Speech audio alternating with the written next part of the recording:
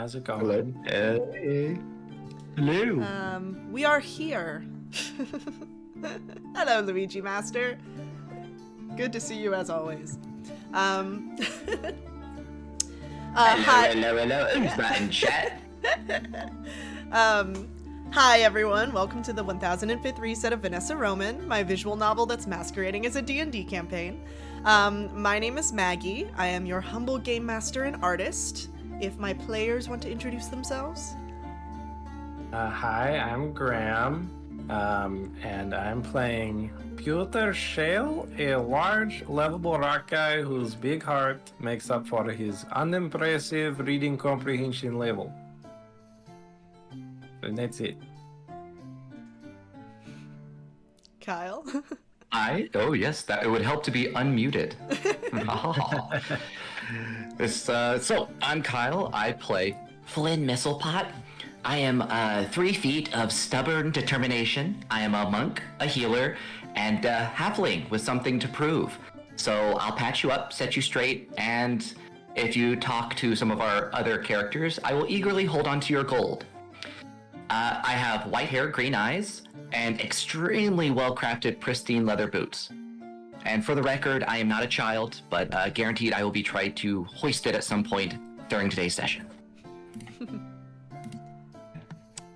My name is Bill. I am a bard, and I am playing as Piss O'Neill.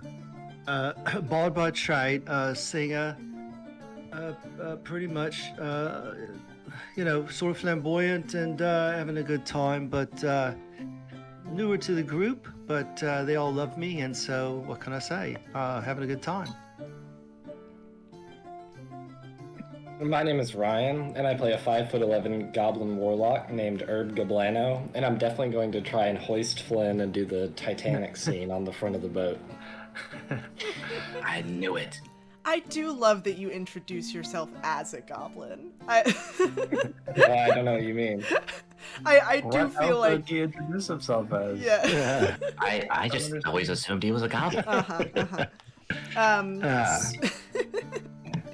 Speaking of goblins, there is one on the boat with you. Also, quick thing that I need to point out. It is Luigi Mactor. I've just found this out. So, Oh. yeah, it's Mac as in mac and cheese. Thank you, Luigi, for informing us. Wait, but what is mac and cheese?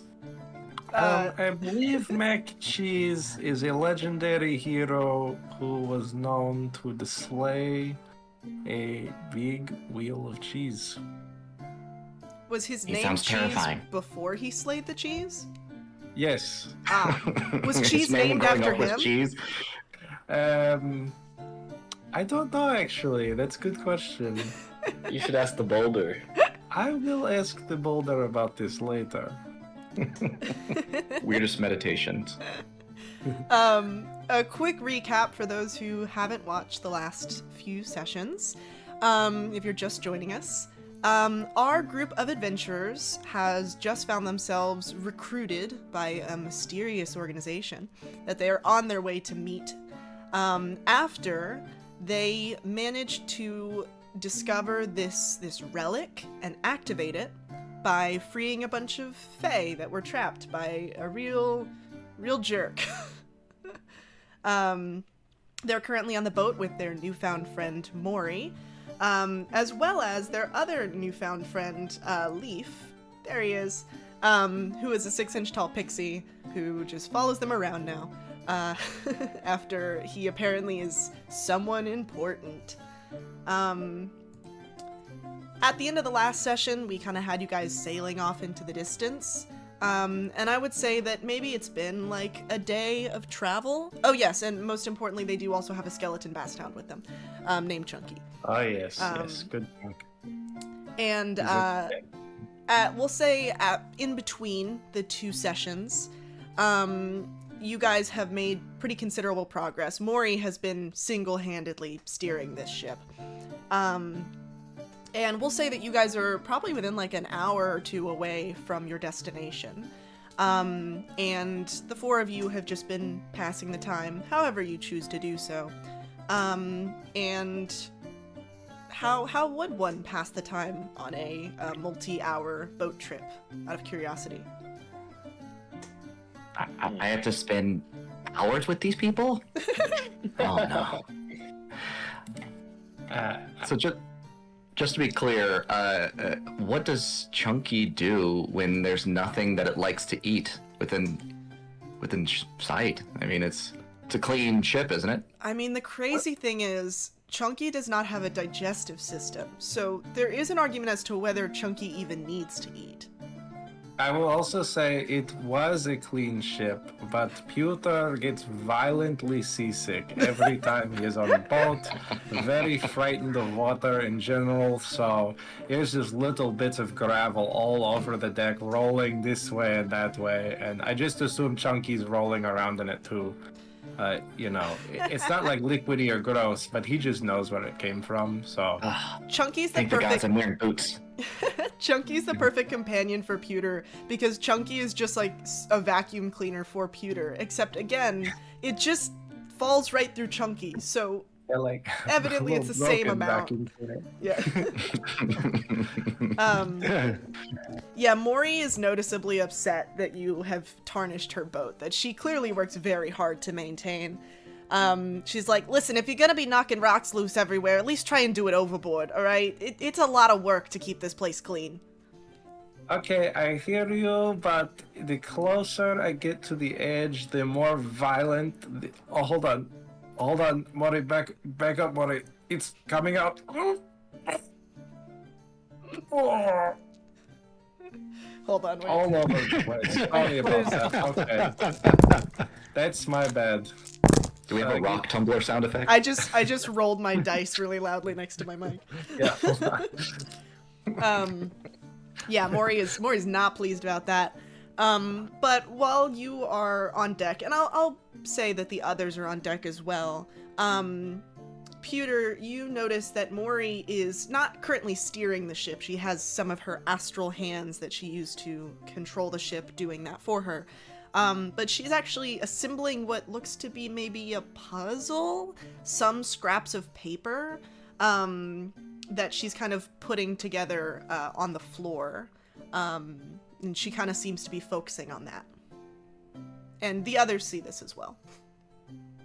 Oh, thank goodness, because I don't know what's going on here. Maury, what you got over there?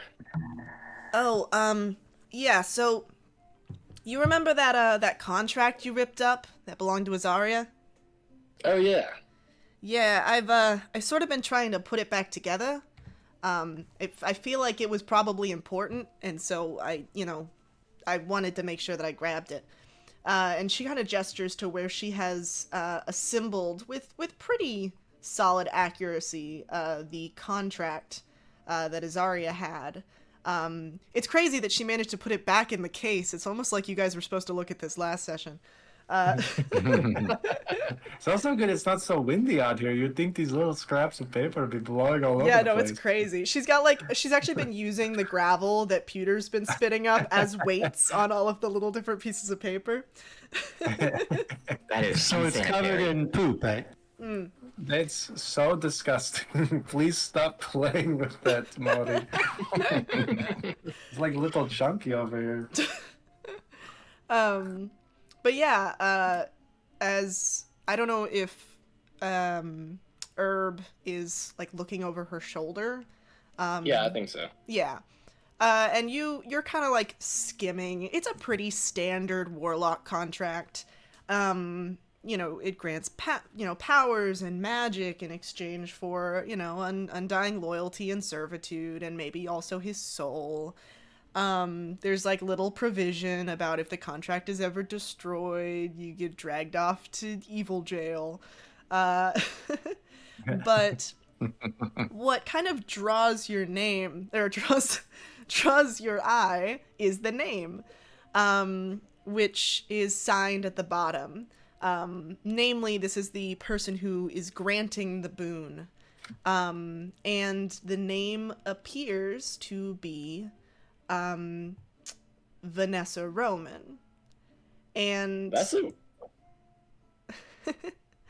As you see that name, and I'll actually say, because I don't know if anyone else is reading over the shoulder. I know at least one of you cannot read. Who would it be? But we'll actually say Maury goes, apparently his patron is some lady named Vanessa Roman. I've never heard of her. And when she says that name, all of you are struck once again with that vision that you had back in that cart of the scary lady in the church. And just something in your gut tells you that you know that that is Vanessa Roman. Well, that's a weird way to spell the Great Goblin.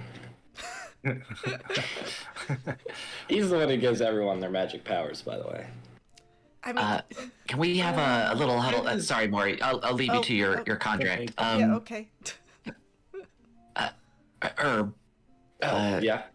Yeah, Pewter, Priz. Am I Priz, you weren't around for this, but am I crazy? Did we see like a tentacle lady? I mean, that was. I just teed you up there. But I remember tentacles and crazy woman yelling at us when we were in the cart at the beginning of this whole adventure. Wait, you're saying you had very similar dream with the scary lady with pretty necklace? I also had this vision. Wow, we I are did too. twinsies. Oh, threesies. It begs the question why we didn't talk about this when we were first on the cart, but yeah. But I think it's because you guys kept wanting to know about the boulder, so I just kept talking. I mean, I have weird dreams sometimes, you know. I don't always tell you what's going on. Do you both dream about the boulder and the goblin? Of course. I don't dream about the goblin, but that's just, I do dream about the boulder. Well, I don't dream about the boulder. Okay, well, maybe you should. Maybe I need to talk about him more often. This would help. Priz, what do you think? What do you dream about usually there, Priz? Well, first off, I'm glad that nobody's dreaming of the boulder and the goblin together, because that would just be wrong on so many levels. Now, what's up with this? I thought tentacle woman. I mean, are we talking like squid, kraken? I mean, help a fellow out. What are we talking about? You all are dreaming about a woman with tentacles, right? Well, do you remember seeing, I think, Azaria or Abra Zombie in Fitch? I don't remember his name. But he was dragged away by those, like, black tentacles from another world. It was kind of like that, if I remember. Oh, yeah. Oh, no. I will comment, because I do think this is something you all would have noticed.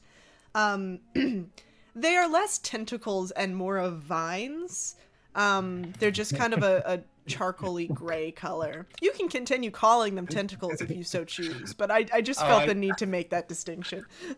I thought the DM was So- please stop saying woman with tentacles. That is not my OC. That's a very different type of stream. Yeah. Oh, no. Out of character, I just have to ask because I saw the contract and it's signed by the patron. So when does she bring the contract and show it to him, and then she signs it herself and then hands it to him? Like, Yeah, it's famous. It's notarized by another god. Yeah. Famous Yeah, scene from Little Mermaid when Ursula signs the contract and then hands it to Ariel, and then she. Yeah, it's Okay, it's- her name is now Ursula. It's official. Oh, tentacle lady. Yep. that's her middle name. It's actually not her middle name. Write that Late. down. That's plot important. No. No, I will say Priz, just because you weren't on that original cart ride where everyone had this dream.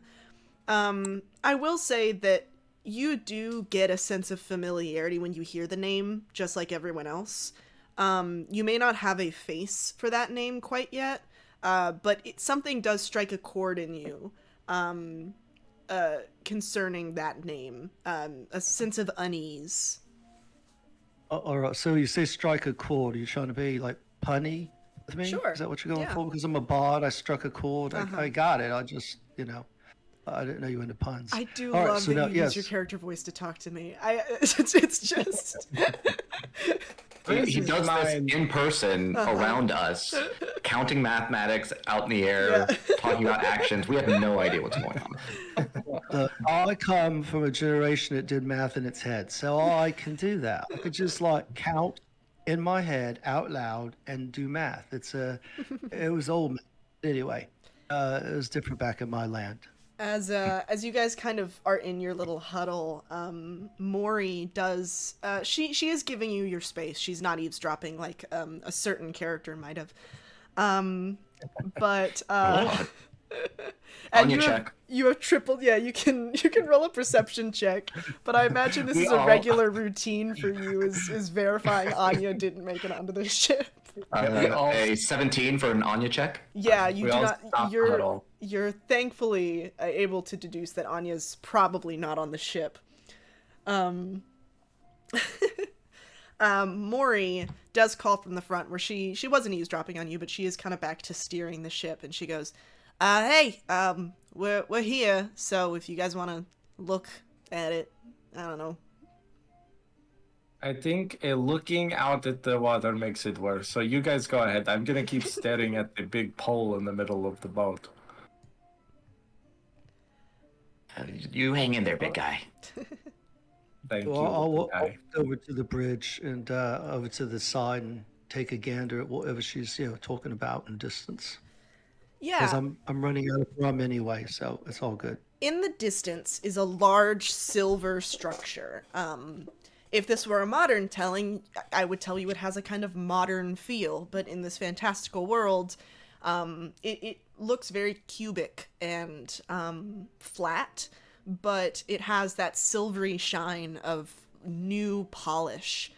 The entire island is artificially made, and this is where the rich and the powerful spend their days, whether it's vacationing, whether it's living there, conducting business, conducting government, treaties. This is where everything happens. And you see that as boats kind of pull in and out, almost everything in this port is lavish and expensive. And it reminds all of you of just everything is clean and new in a way that I don't think any of you have ever been to a location that feels quite like this. And this is the map. As you arrive at the arrival, aptly named, Mori masterfully steers the ship into port. And she quickly kind of gives you the rundown, where she basically goes, okay, so, pretty much, here, I'm gonna put the, you guys can look at the map later. The main important thing is, you all need these, and she hands you, papers, identification, and she goes, I don't know what to put here. I'm assuming Pewter can't write. I feel like if you can't read, I'm assuming you can't write. You would assume correctly, Okay. yes. Oops, there's the map again. Don't look away. Pretty much, you're gonna have to show papers in order to get in, because this place is sort of exclusive. But because you're coming to work for us, provided that you are coming to work for us, which I assume you wouldn't have gotten on the boat if you weren't planning on working for us, you should be good. Try not to be too touristy. It's a sign of weakness, and people will make fun of you. Oh no. Yeah, no, it's that's what happens when you get a bunch of entitled rich people all in a big group together. Anyway, point being, try not to look too dazzled. But this place is pretty cool. When we get here, though, I'm gonna let you guys loose for a couple minutes, because I do need to go just double check with my boss, make sure she hasn't forgotten that we were coming in. So, try not to get lost, I guess. I'd like to look at my papers and see if it has goblin or human written on there. She's left it blank. Okay. This is this is where the adventure stops. Yeah. He just throws it off the ship. I actually will hand my papers to. I'll just hand it to Flynn. I see, just because of the layout of the stream, I always assume Flynn is standing next to me. Yes. I You have to search for a minute, but I'm down there somewhere. I hand it to Flynn, and I'm like, do you want this trash? I don't know why Mori is handing us all this garbage. I don't need this. You look down. I am polishing my boots, and not paying attention to you for a second. But yeah. Here, hand it to me. What is this trash? Oh. These papers that they just handed to us. It's just like old wrappers or something. I don't know what it is for. So I was going. Peter, this is pretty important. This is like, I don't think they're gonna let you in unless you fill this out. Here, can you help me spell your name? I can fill it in for you. Yes, it's Pewter Shale. Yeah. And how do you spell that? I don't think he knows what letters are, Flynn. I'm testing a theory. It's, Pew. it is like the little rocks from the puzzle. Just like a bunch of those, I guess, right? Just pick whichever ones you like the most. Sure. I've picked up a little bit from what we've gone through as a team. So just make sure they rock with the little chunk out of it. Like I took a bite out of the rock is in there somewhere, because that one's my favorite. Sure, that's an important one. Yep. I'm going to fill it out as Puker Shale. Pewker Shale. Sounds good. Yeah, I got you. Herb, does this look right? Yeah, I think so. Yeah, Priz, what do you think? Works for me. I don't have a problem with it. But a quick question, Maury, is this like a work permit? Does this give me the right to perform in local taverns and such? I mean, you can do whatever you want. It's mostly just to get you in the front door. It's not like a work. It's more like a ID, just to prove that you are who you say you are. And then I've stamped it in the corner with the Citadel logo to prove that you work for us. So. Oh, good. I also wrote here on the side, I can do whatever I want, Maury. So that's good. Thank you for telling me that. That's great. I might need that later. I mean, if that's what you think if that's how you think this works, more power to you, man. Oh, you just said it. You said, oh, you can do whatever you want. Yep. So it's a contract. Priz, you might even get lucky and meet a certain famous bard. I mean, I've heard he frequents here. No, Flynn, are you serious? Oh my gosh, Flynn, shut up, Flynn. I have it on good authority. No, oh my gosh. Okay, Yep, the Michael Keys. Yeah. I have always wanted to see the Michael Keys in real person, up close. He will rock your shales off. Well, I hope he doesn't do that, but I just wanted to listen to music. I don't want to have to kill him. That would be awful.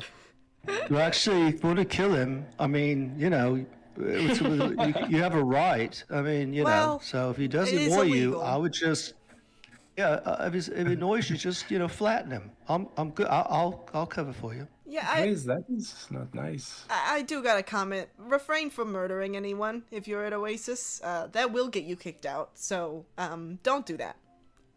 Oh, only kicked out?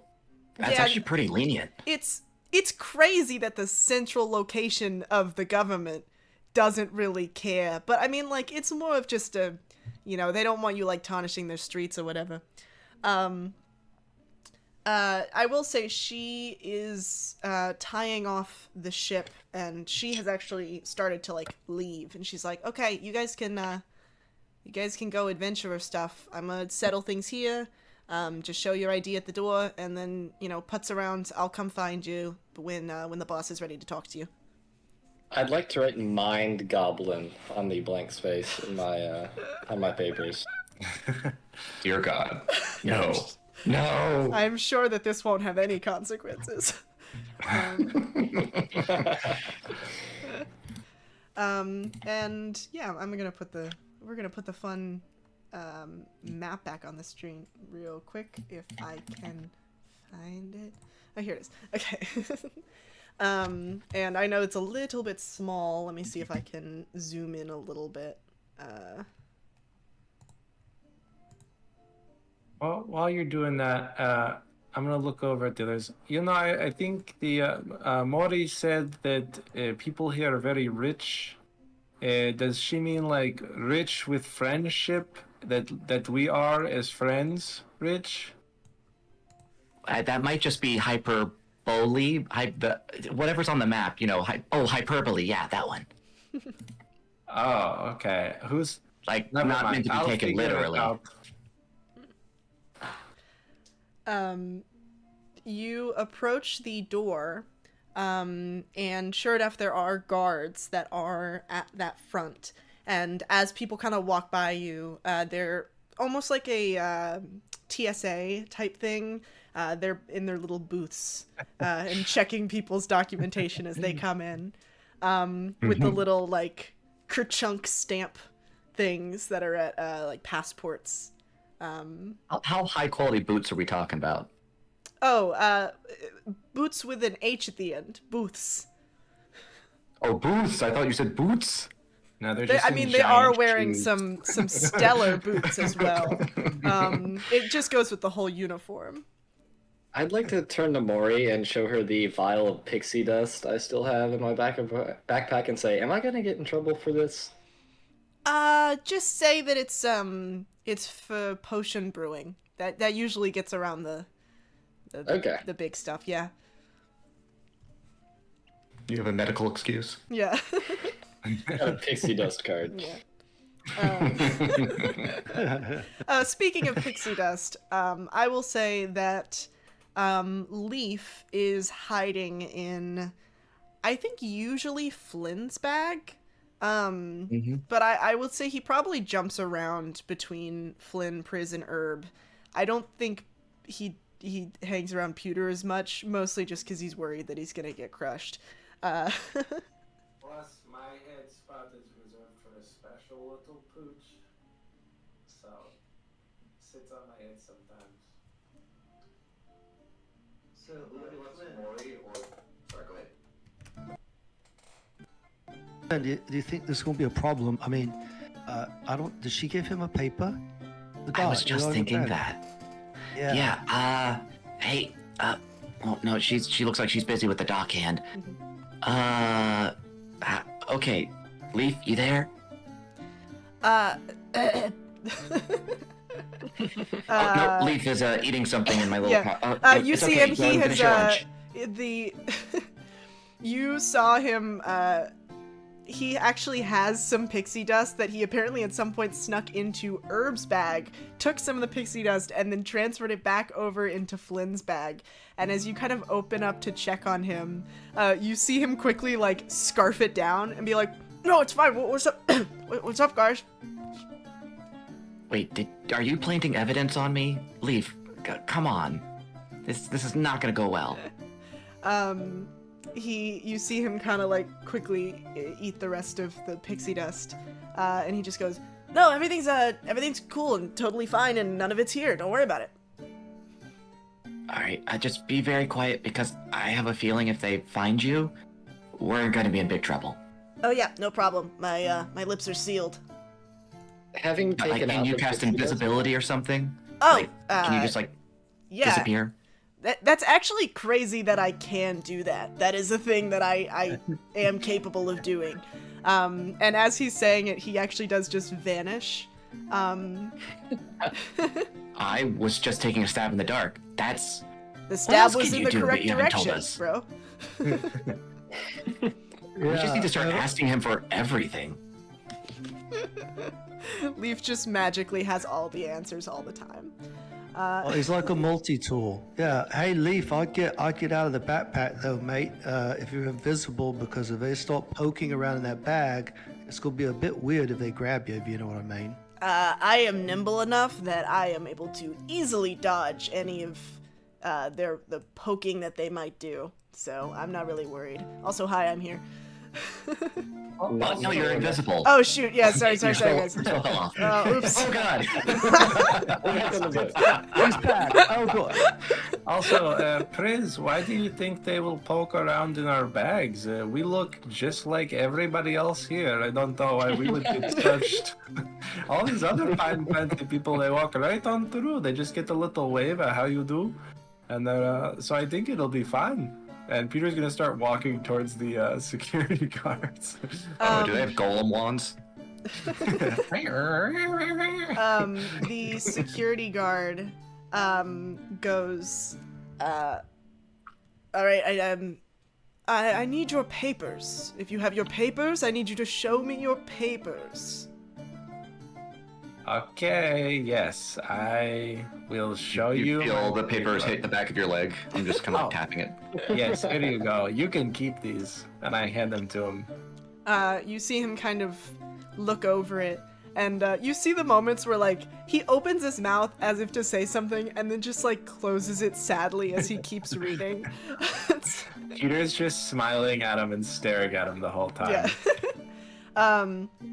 Eventually he gets to the little sigil that is at the bottom, and he just goes, I suppose these papers are passable.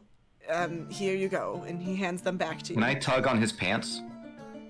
Excuse me. He's my emotional support golem. Oh! It's all good. Yes, then that's all is well. You should have said that. You should have led with that. We don't require separate papers for emotional support golems. Oh, well, I will remember that for the future. Thank you so much. Yeah, no Flynn, thank you. biggie, bro.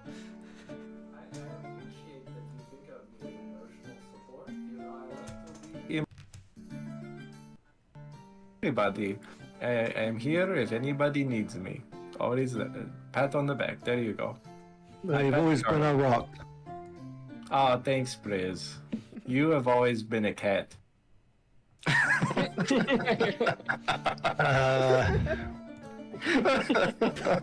Right. Well, yeah. So anyway, so we all give him our papers, I assume. Yes. You all pretty easily go through your little process, and it's pretty standard. It seems like he's pretty used to doing this, and yeah, you guys are able to make it into Oasis. To your right, there is a large welcome center labeled as such, but immediately you are struck with just how vast this place is.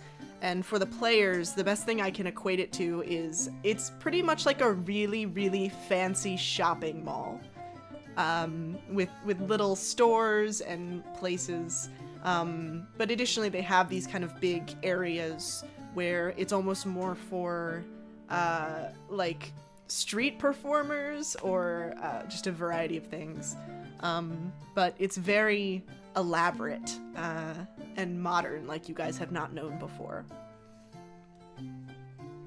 Oh, very fancy. Peter's actually a little intimidated because he hasn't spent a lot of time around. I don't think he's been to very many big cities. So he's actually a little timid. Wow, that's I mean, I've heard about it, but that's a lot. Mom never said it was this busy. Anyways, should we start at the Welcome Center, you guys? I think so. Yeah, No, that works for me. I mean, I can hear some music coming over from the other side, but we can wait on that. Oh, I guess that's Artisan District. I'm assuming that's where the action Yeah, is. no, that's coming from the Build a Owl Bear workshop over there. When you all start walking towards the Welcome Center, Peter starts walking the other direction, and then I assume somebody hopefully grabs him.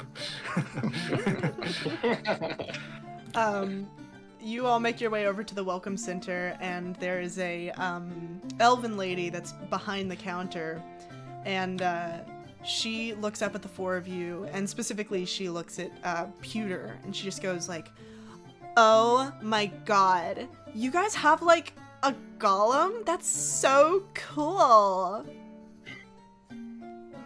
What's wrong with her? Yeah, I actually Stonekin is what I usually go by. Oh my god, I'm like so sorry. I did not mean to like offend you. I'm so sorry. Stonekin? Hold on, I'm gonna write that down. Stonekin. Okay. I'm gonna like make sure. Stonekin. Yes. Okay. I'm gonna like right. make sure to commit that to like my memory. Okay, well, I appreciate it. I will. What are you? Are you a golem? What are you? You're I'll so remember silly. No, I'm like an elf or whatever.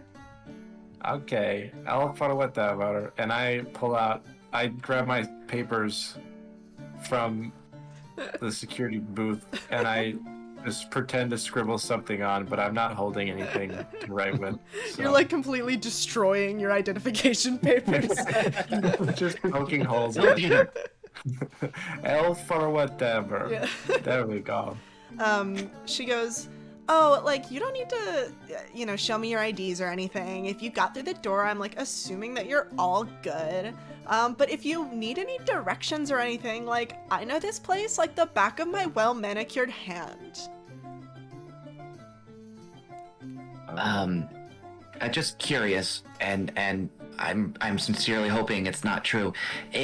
There's not any like well-established cobbler shops here, or any like shoe stores. Oh my god. Okay, like, hold on. Like, hold on. I know where, like, all the best shoe stores are. Like, frankly, you came to the right place, little guy. Okay, so on like 42 and 32nd, all of the streets are numbered and none of them go in order. There are 4 shoe stores, all right? And they all sell different types of shoes. And she just kind of starts rambling on about all of these different shoe stores of varying quality and price. She starts listing off some of the prices, and you are immediately struck by how expensive everything is. Almost all of the stuff that she's naming, she was like, "Oh my god, there's like this really affordable place, and you can get like a really good pair of designer pumps for only like 1,200 gold. It's like crazy. What a deal." Yeah, what a deal. Wow. Do I recognize any of these names? I will say yes, you do recognize, you do definitely recognize some of the names. I will say that there is, 4 there- right now. Come on, DM.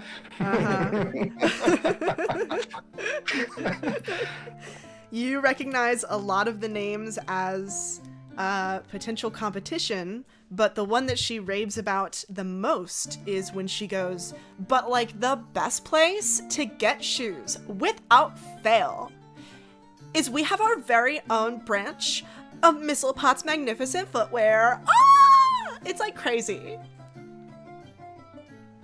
Hey, Damned. Okay, thank you. No, thank you. that sounds super familiar. You've heard nothing? You ask questions. I have some things to think about. Hold on. Okay, I have a question. Oh, sorry. Okay, you go, Arb. You go. I'll wait. So Misselpot is his last name. What does that mean? And I'm gonna My point last to- name is Shale. No, not you, Pewter. Oh.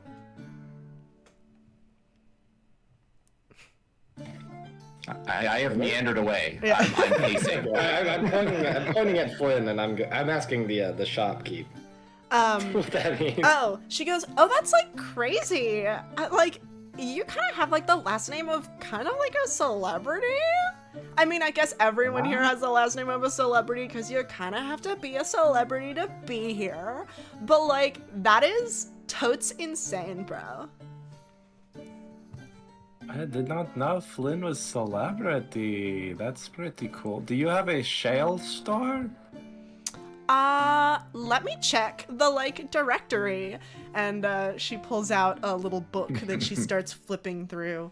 And as she's kind of flipping through her little thing, her little directory book, you see a person walk up who appears to be elvish, maybe like a dark elf. And he walks up and he just goes,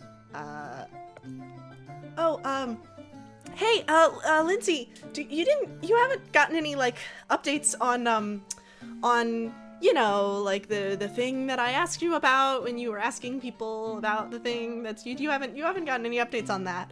And the guide, who apparently is named Lindsay, goes, oh my god, like, no, I haven't got any updates for you, okay? Can you, like, go away? You're really dampening the mood. And he just goes, oh, that's fine, I can leave. You could stay if Miss Lindsay. He could stay if he wants. Okay. It's not pretty nice. She, like, puts her hand up, but she's still talking at regular volume where the guy can definitely still hear her. And she's like, okay, I'm gonna let you in on, like, a little secret, alright? This guy is just, like, he's kind of just a lot, and I really wouldn't recommend, like, getting in his business because he kind of is a downer. Oh, downer. What? Is it he, like, lives underground? No, he's just, like, always pestering you with his silly little questions that no one knows the answer to. And it's like, none of us want to help you because you bring the mood down. Is his expression changing at all? He was pretty happy. Oh no. I didn't even think about that, but that too, yeah. He just kind of looks, like, sadly defeated. He's like, no, I can't argue with that. Hey, Lindsay, you know he can hear you, right? He's got these big, disgusting ears on his head. Oh, She goes, no, like, he didn't hear any of that because I had my hand up and it would be rude if he was listening. Right, Albin? And the guy goes, no, yeah, I wasn't listening. That would be really rude. I'm sorry. I'll get out of your hair. And he kind of turns to start walking away. no, come back, awkward man. We want to talk to you. Oh, okay. I'm turning around.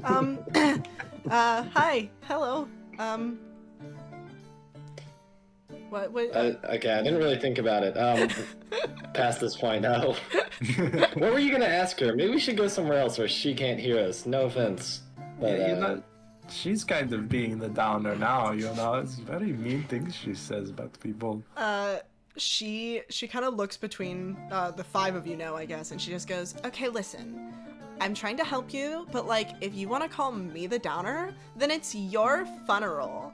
We don't call them funerals here because all of them are fun, but it's your funeral. And in that case, just, you can deal with his baggage, and when he becomes too much for you, you can come back to me, and I will chat some more about the directory and shoes. And then she closes her little window. Okay, I did have a question about shoes, so we'll have to come back. The only shoes I've ever thought about getting are a pair of oofs. They look so fuzzy and warm. Okay, sorry. No, the guy who's standing there goes, oh, I mean, if you're looking for shoes, I actually am selling a pair of shoes at my little shop. They're weird, but I mean, they are shoes. They'd probably fit you if I made some adjustments. Yeah, Peter looks down at his massive stone feet with no toes. They're just big feet. Hey, Albin, mate. So what's the name of your little shop? Oh, it's called Paddywhack. I co-own it with a friend of mine. She makes potions and stuff, and then I sort of sell weird knickknacks and stuff that I find, and then all of the money goes to help the organization I'm part of, and it's just great. And then, you know, there's also the fund. Oh, yeah, I mean, so you make knickknacks at Paddywhack. And by the way, could you give our dog a bone here? Oh yeah, of down course. And he pulls out like a little dog treat that he carries on him, I guess, for some reason. And he's like, I don't know, animals are easier to talk to than people. So I have this. And he sees Chunky kind of trot out from behind Pewter and goes, oh my god, he's, I think your dog might be sick. He's beautiful, right? Oh, He's so yep, pretty. super beautiful. Yep, good boy or girl. And he nervously, like, pats Chunky on the head. Yeah, I just call it an it sometimes. I do not know. Okay. Also, just if you're wondering what that smell is, he found some fresh horse manure by the docks, so he's got a nice new coat. Very Oh, lustrous. okay. Cool. And he sets the doggy bone down in front of Chunky instead of feeding it to them. And he just goes, yeah, well, if you need to find my shop, it's located over there. And he points to a large building that looks pretty formal. It almost looks churchy, like cathedral-y. And he goes, it's sort of in there. You know how like sometimes people put coffee shops on the inside of stores and they're just kind of like off to the side? It's sort of like that kind of situation. I will take your word for it. What were you bothering the lady about, though? You said you like wanted to know something. Oh, I don't like want to be a downer or anything. You know what she said. I tend to pester everyone about it, so I won't bother you guys about it. It's not a big deal or anything. Well, I mean, Album, if you bother everybody about it, I mean, legitimately we are part of everybody, and you haven't done it to us, so you're making me feel a little excluded. Oh. So if you pester everybody, I feel, we should be pestered. He looks very caught off guard by that. He's like, I don't want you guys to feel excluded, but I also don't want to bring down the mood. I found myself in a real pickle here. Yeah, cause Yeah, I mean, I hate to do think. it. Oh, let's just say if he does do it, that he's fulfilling exactly what she was saying about him too. So it's like stuck between Rock and myself, Oh, that's a funny joke. Well, let's just say we'll run the risk. We'll run. Well, you know what? I don't want you guys to feel excluded. But also, I don't want to bring the mood down, so, we'll just say, I'll be vague about it. I lost something, and I'm trying to find it, and no one knows where it is, because I don't know where it is, and I also don't know, anything about it, so, it's real tricky to find something if you don't know anything about it. Anyway, I'm gonna go this direction. It was really nice meeting you, and I'm sorry if I was annoying. Bye! Bye. Okay. Who you was guys that don't- guy? Who was that? That was one strange dude, man. I think his name is Alvin or something. Albin? Oh. Albin or Alvin? I couldn't tell which one. I think it was Jessica we were just talking to. That sounds right. I think Pewter's Yeah, right. he was Jessica, and then the lady over there, I don't remember. I think she was Alvin or Theodore or something. But Flynn, I know. He was a chipmunk of a man. Yeah, I know. He's real nervous. Flynn, you did not tell us you were a big shot celebrity around town, huh? Because I am not. And I definitely am not a celebrity. Look, we still have time. We can get out of here. I'm sure the boat's still in dock. We can leave right now. There's no problem at all. There's a store with your name on it, though. Yeah, and also, Flynn, I think if I get on the boat again so soon, all of my insides will become on the outside. Like, it's not something I look forward to. Yeah, I'll be Also, honest. just I go don't want to see ahead. that either. Yeah, I mean, we just got here. There's so much to do. I mean, I met a Johnny Chew once, but just because your last name's on boots or such doesn't mean, unless you're related. I mean, are you of the missile pods?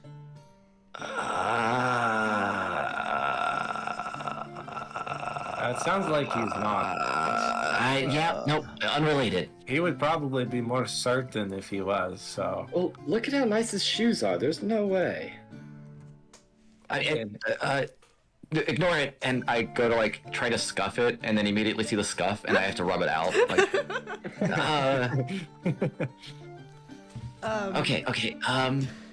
There might be a distant, very distant relationship there to the store, but honestly, I think we should just avoid the shopping area completely. There is no need to stop there.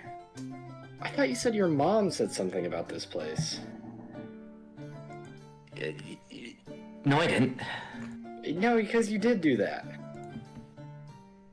Flynn, I'm pretty sure that's what Pewter said. Right, Pewter?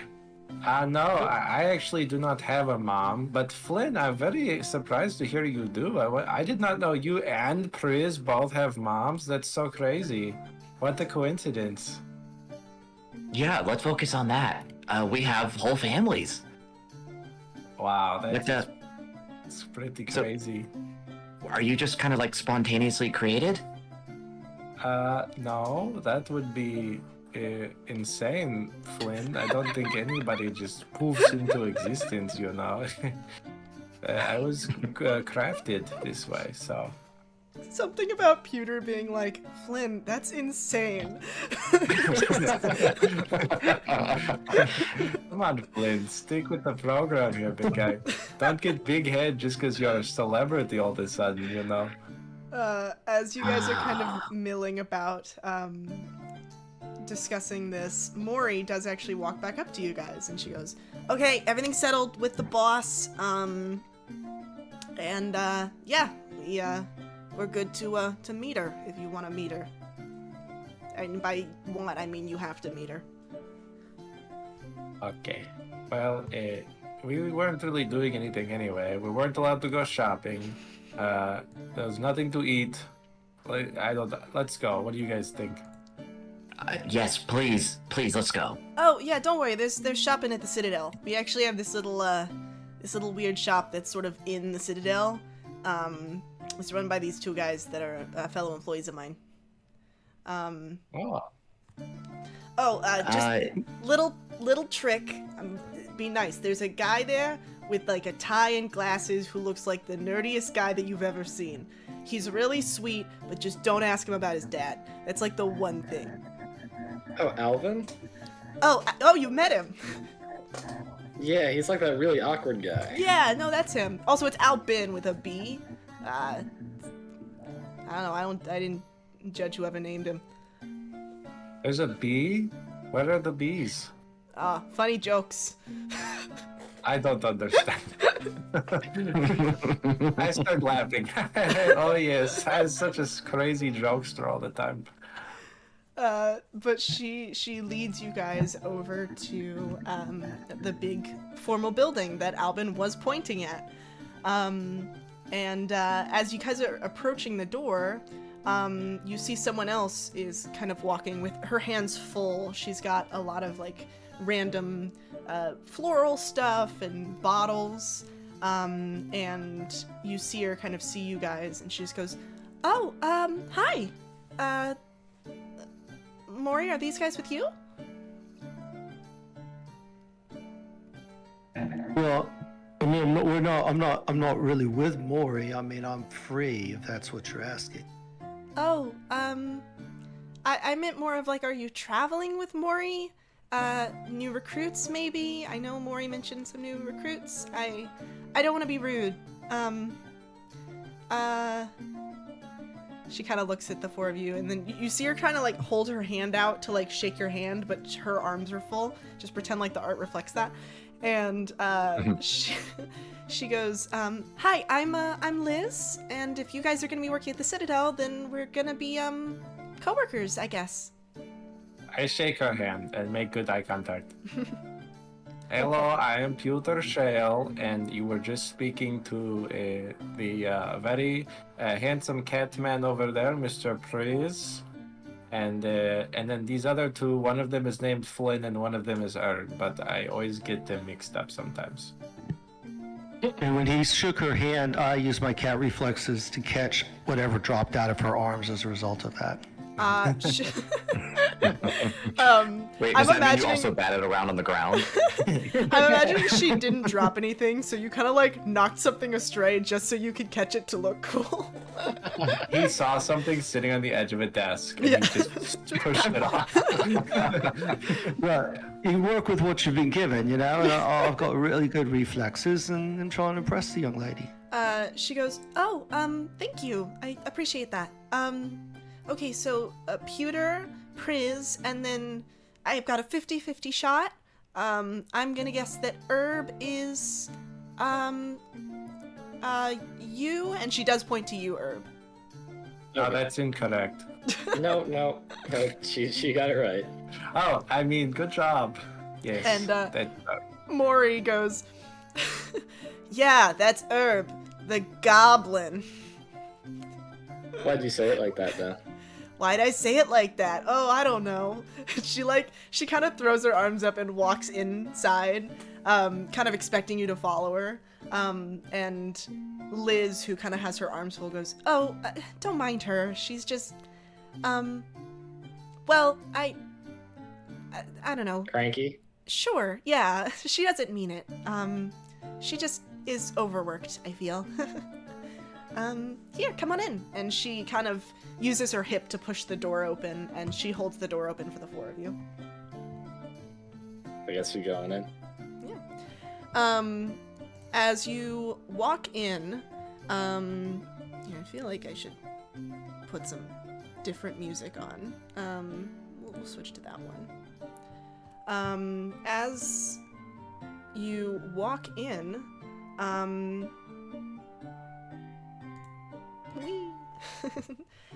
you find yourself in kind of a large cathedral building, and once again, you, Pewter, Flynn, and Herb, and strangely enough, Priz, also have this kind of uncanny bad feeling about where you are. And for a flash, you're once again reminded of that bad dream. Before it kind of pops back, and suddenly all that unease lifts away. And suddenly it just feels like another building that you're a part of. And All right, that was weird. All right, so now I get it, guys. That was Yeah, that's Ursula. Yeah. yeah. Well, that was a We keep bit. that to ourselves, though. I don't think anyone here knows about our strange visions. Liz, So, like, keep that hush hush. Liz turns to you and she goes, Alright. "I'm sorry, what? What was that?" This is a We're private crazy. conversation, Liz. Sorry. Oh. Sorry, Liz. Well, the rum is giving me a bit of double vision, and they were just saying that don't focus on that vision. I'll be fine. But thank you for asking. You're too sweet. Oh, I'm actually working on I'm working on a potion that is a end-all be-all hangover cure, because I feel like that's something that people run into a lot. I mean, if you wanted to try and test it, I guess you'd have to get really drunk first, but if you're already drunk, then that could work. Well, I'm not probably drunk enough to give you a good result, but I mean, if you invented that, I might be in love. So yeah, I definitely. If you want to give me some, the next time I'll get a bit much, and it does happen often. I will happily take it and come over and personally tell you what the results were. Oh, that's really cool. Yeah, I'll send it over to you. I'll like have Maury bring it or something. I don't know. And she kind of scurries off to the little shop that sure enough is over to the left. In the same way that a Starbucks at the bottom of a hotel would be. And Maury walks up to a tall lady that's kind of in the end of the hall, pointing some construction people around who are kind of helping renovate the building. And as the four of you approach, Maury kind of gestures to you, and the woman turns around. And she goes, "Oh my god, hi! Oh, I've been so excited to meet you all." Hi. Hello. Oh my goodness, oh my goodness, oh, you must tell me all your names. I'm so invested. Ah. Well, I'm Piotr Shale, and this handsome catman is Priz, and Flynn. yes, The name's Flynn. yes, that's Flynn. Okay, And that Prister is- Pew Flynn. Did I get that Yes. right? Yes, these are all good? Okay. Yes, that's right. Yep. And then this is Herb, and he points at Flynn. Okay. Nope, I'm So Herb. Flynn, Herb, Pew, and Prisoner. Correct? Yep. Yes. No, you don't have to use my whole name. It's Priz. Priz is fine, and I'm Tabaxi, which confuses certain people. Oh. Yes. Okay. I'm not a cat. is So what your I'm name trying to is- say. It's perfectly okay if you're confused by that. We get a little confused too. Okay, so it's Prisoner Tabaxi, Pew, Flynn, Herb, and who's the goblin? And she points to Herb. Herb. Oh, you're also named Herb. Okay, so there's. Yes. Okay, I can remember that. When she points to you and said, "Who's the goblin?" you see Maury visibly in the background be like, "Are you kidding me?" And she goes, "Well, my name is Elle Dossett. I run the place. I'm like the CEO, which of course stands for Certified L in Charge." And I'm so excited for you all to be here. I heard from Maury your amazing triumph over that nasty Azaria Fitch fellow, and I'm just so excited to have you working here at the Citadel. We lit his house on fire. Well, he kind of did that, but we didn't help. The scary bird did it, actually. Oh, you're right. Yeah. It's a real bummer we couldn't save him. He was such a nice guy. He gave us dinner and everything, and so... I mean, we had the reverse phoenix right there. It just didn't work out. What, really? I looked for the water bird, but everybody said there was no water bird. No, it was a dead pigeon. That's the Oh. reverse of the phoenix. Yeah.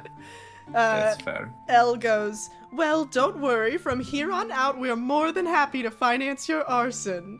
And Maury goes, "Okay, legally, we are not responsible for any arson that you may commit.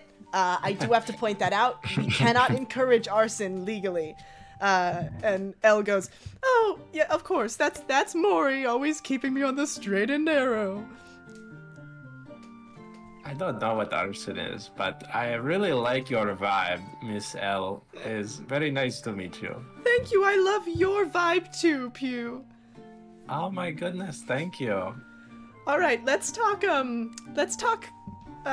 contracts. Maury, did you draft up the contracts?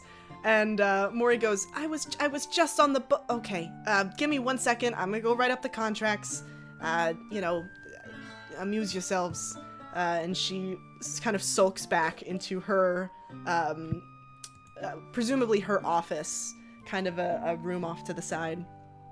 And Elle goes, "All right, well, I'll just give you the rundown while she writes up all the specifics. We're gonna put you on the payroll. Yay! Now, I am, of course, always open to negotiation, but I wanted to start you on a salary for when we need you for missions. Of course, for this first one, you don't technically work for us, but think of it as like a little forward payment, as in like you should really consider working at the Citadel." And she pulls out of her jacket 4 little pouches, and she hands them each to you, and she goes, that's 500 gold from yours truly. And there's a lot more where that came from if you join our wonderful little organization. Wow, this is more money than I've ever won. It's very fashionable. I put on the bag because that is what I like, and I put it over my head like a necklace. Oh, Pew, it looks wonderful. Thank you. And I'll reach out and pick up the gold that falls on the ground due to him turning the bag upside down and putting it on his head. Oh, I no, imagine it's on a it's like string. a satchel. Yeah. Yeah.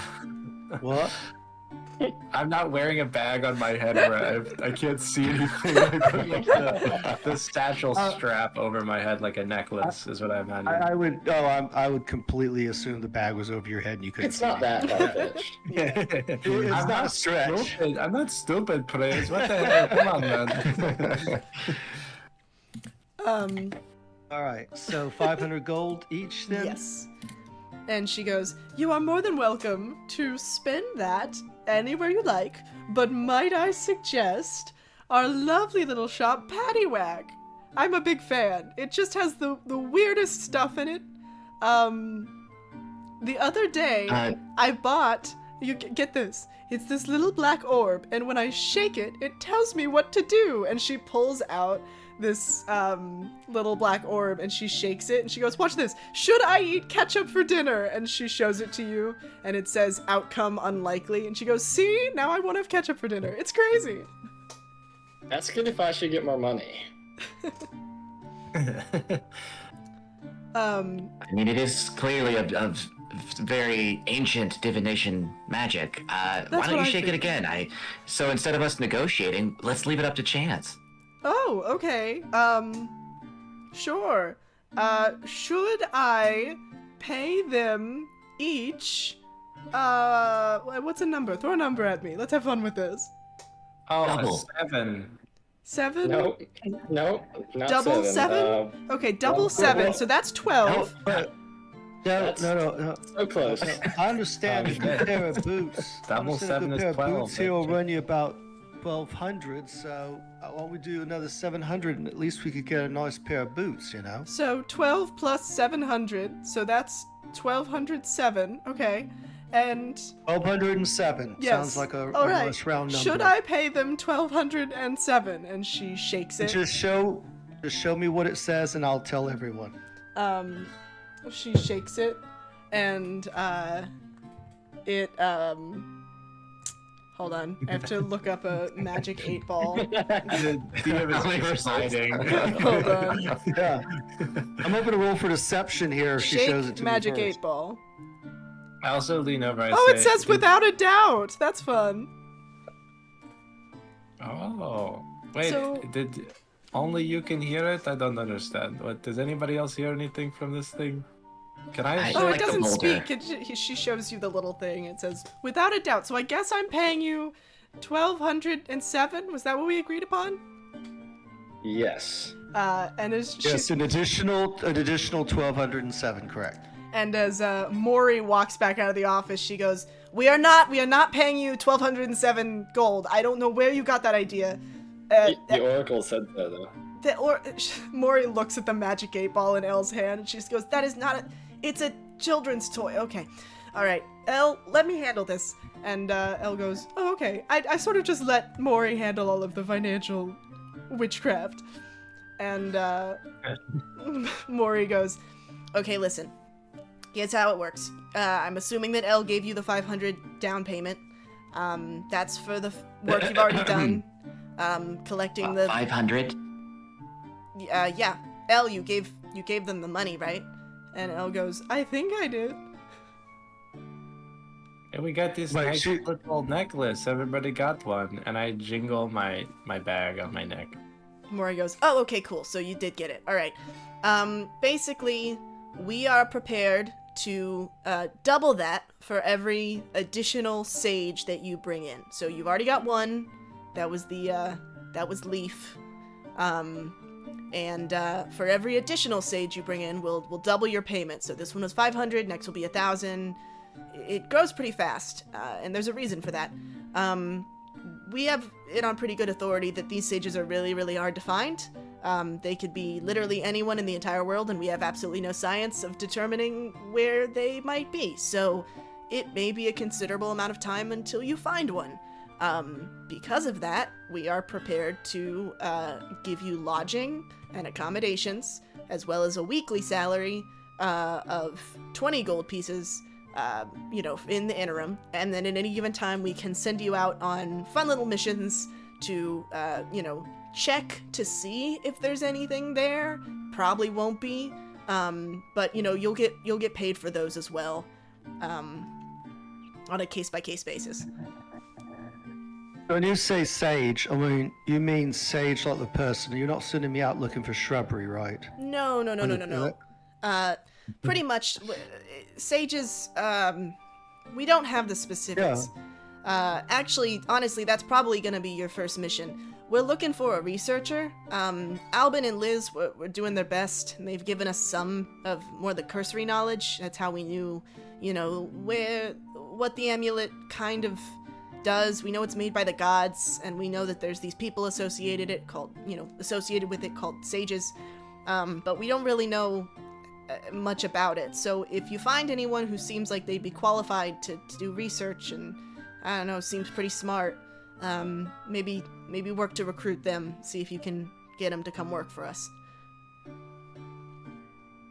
Also, I have 2 questions. The first question, you said you will give me 2 necklaces if we do this. I feel like I speak for everyone when I say I think that's too many necklaces. I don't want to wear so many necklaces. It would weigh down on my head. I think 1 is fine, right? Everybody in agreement here. Elle goes, I don't know. You just can need never wear too something many in necklaces." It just has to be a non-necklace form. A chest of gold, an IOU, whatever it is, as long as we get paid. We can get you a fun bracelet. Yes, okay. Well, okay, now we're talking. I was always thinking maybe I would wear like 4 loose bracelets all jangled together every time I do anything, like swing my big maul. Oh my god, just like me! Oh, we could be matched. We could be matching, Pew! Oh, that's wonderful. Okay, Maury, I need you to write this down on things to do. I need you to look into how to pay people with bracelets. And Maury goes, we really have more important things that we need to be working on right now. Also, my second question, if you do not mind, is can I roll really quick I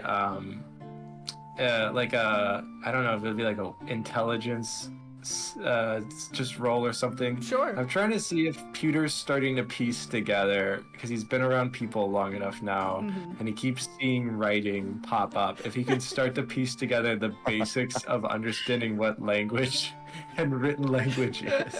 Yeah, go ahead and roll a oh geez, what would that be? Like, part of me is just like a base intelligence check. Maybe. Which I have so much of. Or investigation, I guess, would probably be the best I could offer. It is the same. Okay. So, I got an 18 minus 1, so 17. As Maury hands you all the contracts that she's drafted up, and it's the same contract 4 times.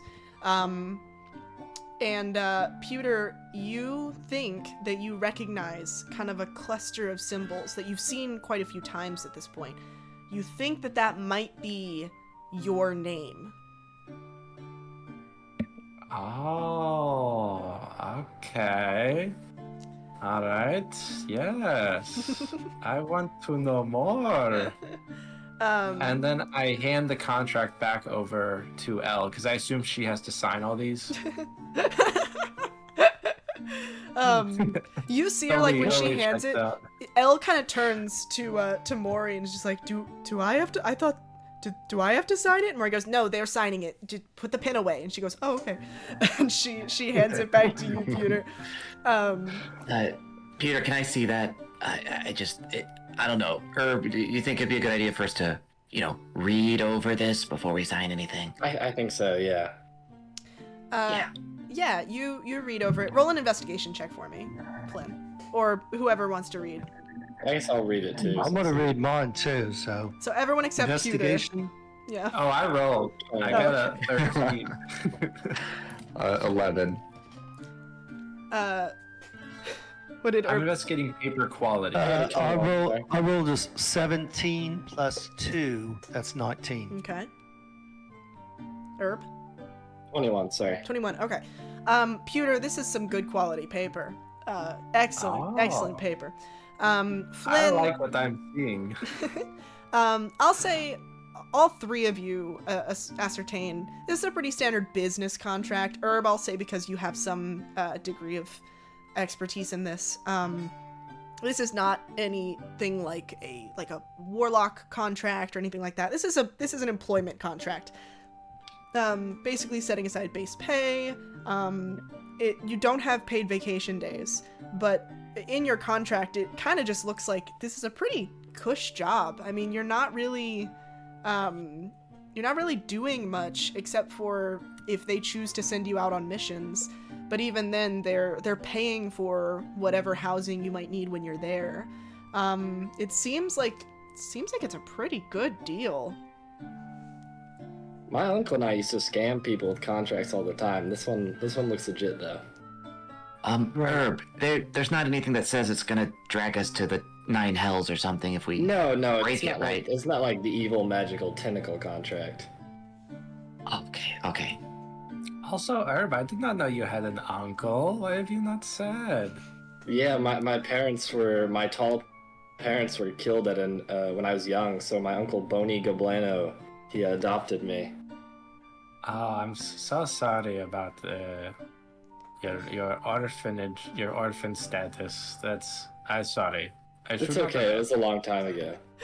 Oh, okay. Never mind. I am not sorry. Oh, okay. You see Mori trying to debate whether it's worth breaching the subject again. Like, you see her trying really hard to be like, should I say this? But she hands all 4 of you pins and she goes, I mean, if you just, take all the time you need to read over, but, it's, I think I just drafted them, so if there's any typos, let me know, but, it should be pretty cut and dry. No, it looks good, but Elle also said she'll cover all our arson needs, so we just come to her for supplies. That was not when she wrote did that not down. say that with any meaningful intent, right, Elle? And Elle goes, I guess not. And Mori goes, okay, no arson. We do not cover arson. If something bad were to happen, and I'm not specifying what bad means in any given scenario, then I would have to contact our legal team, and I don't want to have to do that. So if you could just refrain from doing anything that's going to cause excessive property damage and/or murder, it would be appreciated. Okay. Yeah, I don't see anything about funerals in here. How fun are they? I don't think they're fun at all. And Elle goes, I've heard they're more fun than the average funeral. On an unrelated note, do you guys have a store that sells phoenixes? Mori goes, I mean, there's probably a pet store around here somewhere, but frankly, those are lifelong commitments, alright? Just keep that in mind. Those things live for like 200 years, and then when they finally die, they come back and start over. I wouldn't recommend it. Well, I'm not going to use it to light anything on fire, so... Okay, see, I'm worried by that tone of voice. Well, I don't know why you are worried. He said very clearly he is not going to use it to light the fire. We can't be any more Mori, he seems pretty certain about it. Well, Also- unrelated question. Oh, sorry, I didn't mean to come up. Unrelated question to his, but is there somewhere I could learn like a really good fireball spell?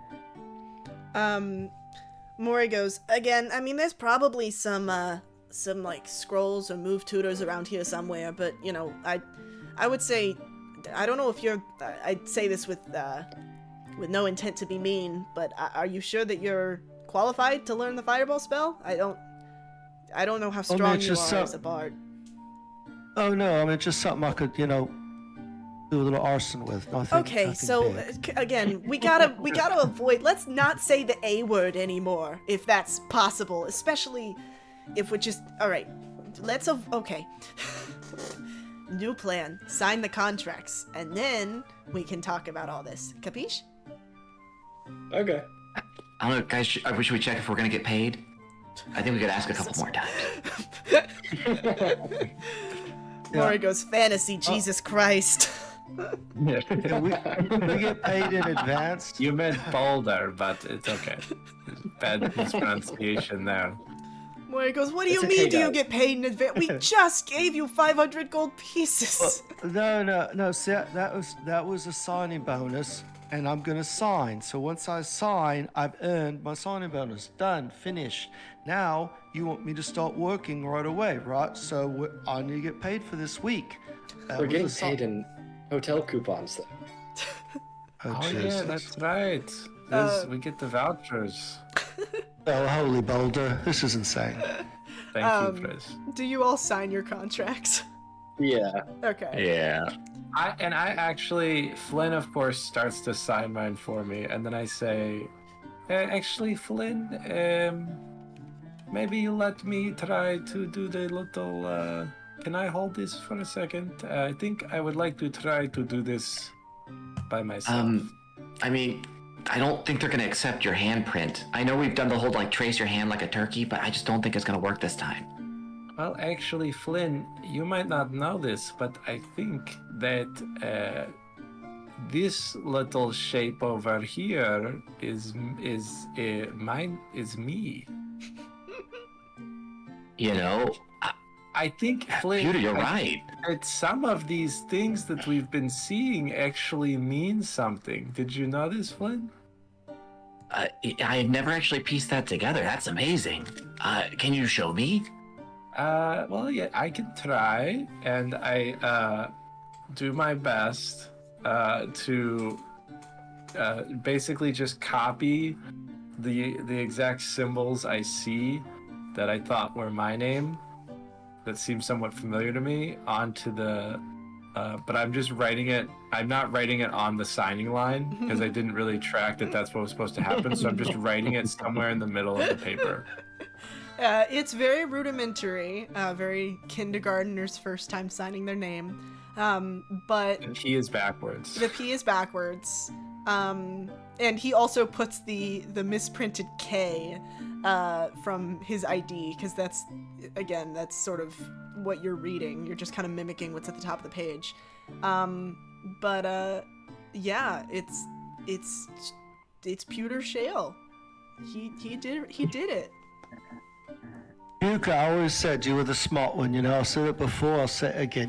You are the brains of this operation, my man. Thank you, Praise. I think you are the fur of this operation, so... That's a promotion from Kat, so thank you very much. I'll appreciate it. Oh, okay. You're welcome.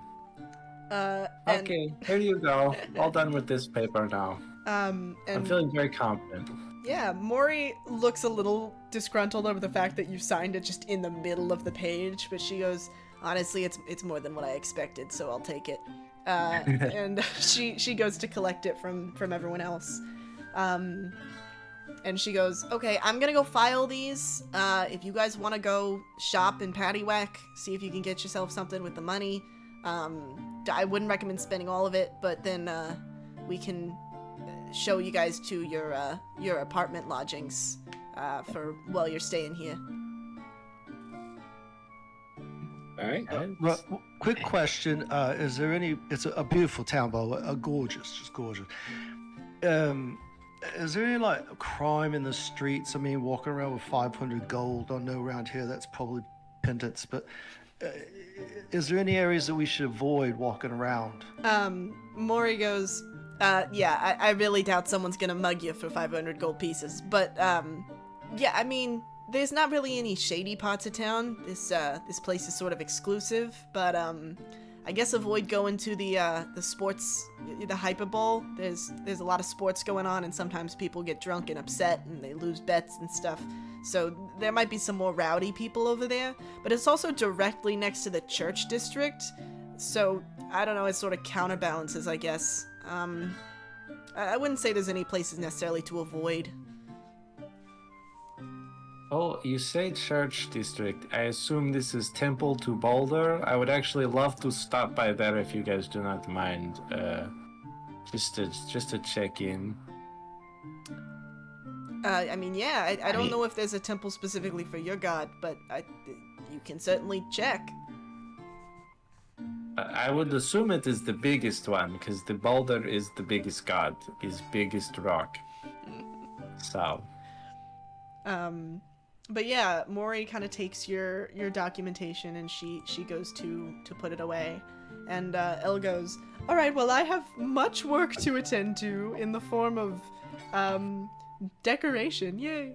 But no, I highly encourage you. You should definitely go check out Paddywhack. It's super fun, and also, I think Albin could really use a pick-me-up. He's been in a real sour mood, unfortunately.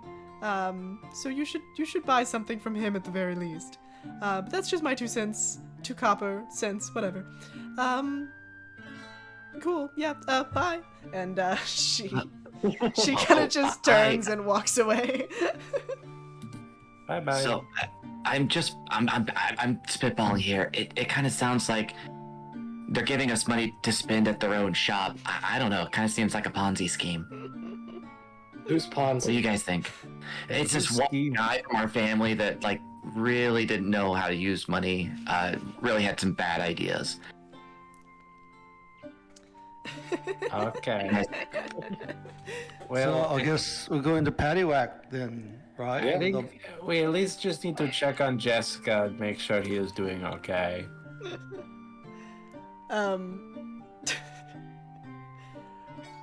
So yeah, wait, so you're going to visit? Yeah, we'll go to Paddywhack. Okay.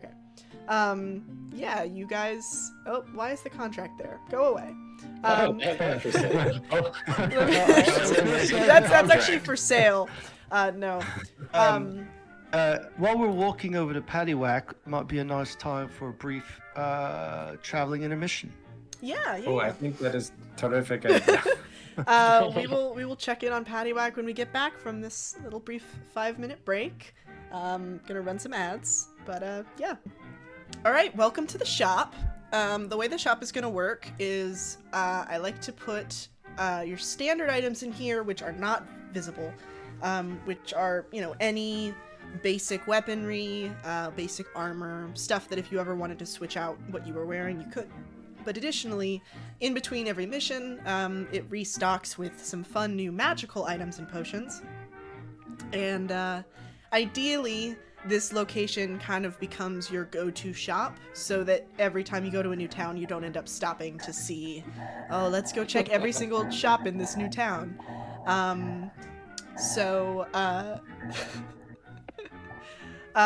Pretty much, Priz, I think you might need to turn your gain down a little bit. Mhm. Your character is making some Fan. horrendous noises.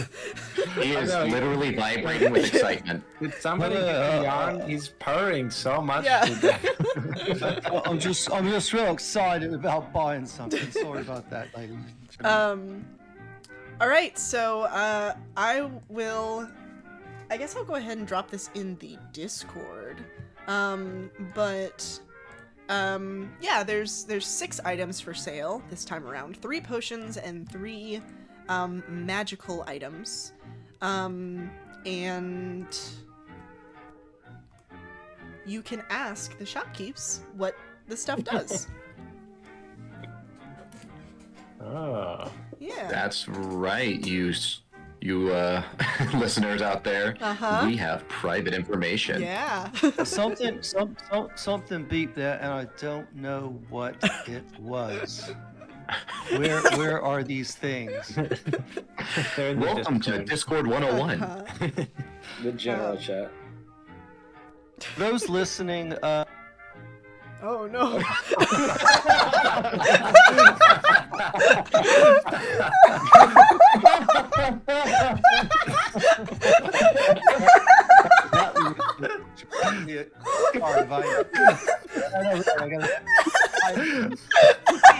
It's literally frozen away, so I threw myself out.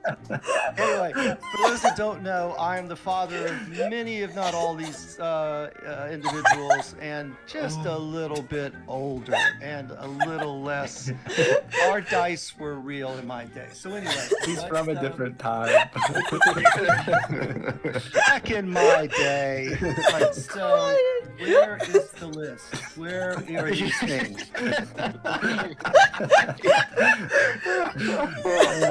I'm in Discord. Talk about it. It's in the It's general in the chat. general, chat.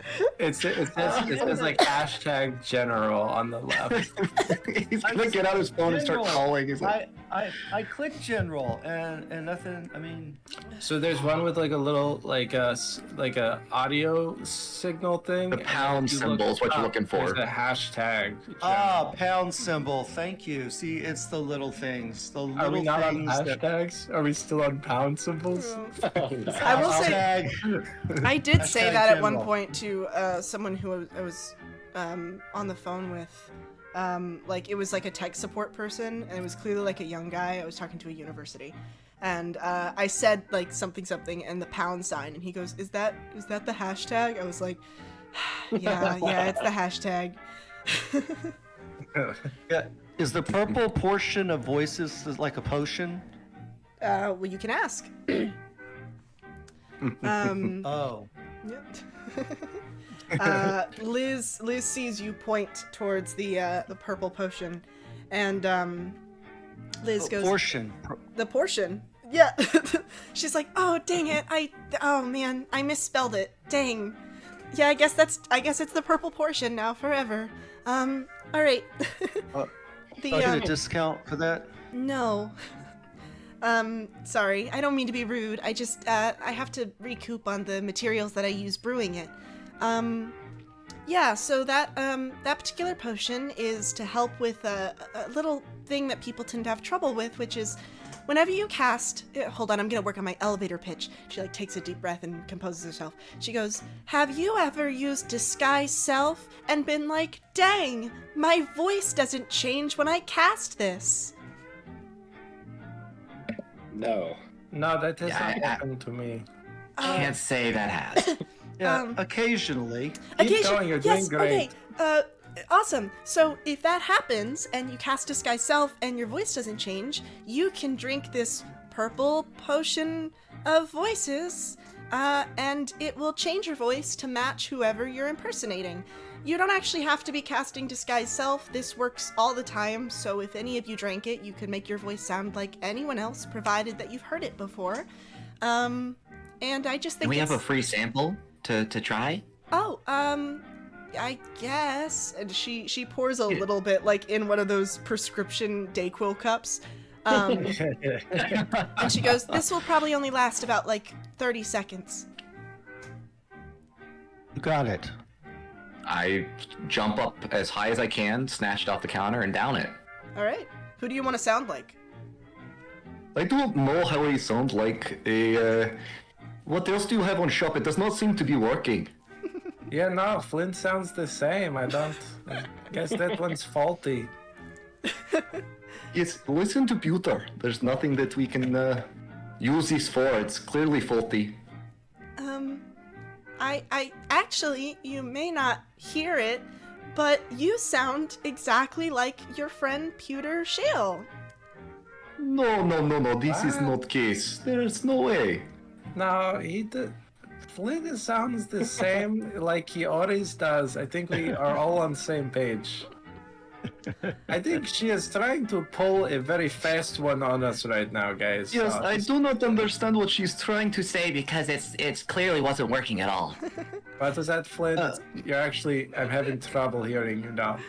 I was just saying that the portion doesn't work the way it's supposed to. Oh, it's all garbled. Why are you talking? Hold on. I need a second. Yeah, I will say also, just as a little behind the curtains, these are JPEGs of the characters, not their norm. I don't have all of the different emotes loaded in, so I cannot change their expressions. Pretend like Liz is saddened and shocked. It's better that they look like this. Yeah. It was How many? to stick with the smiling faces for the non-changeables.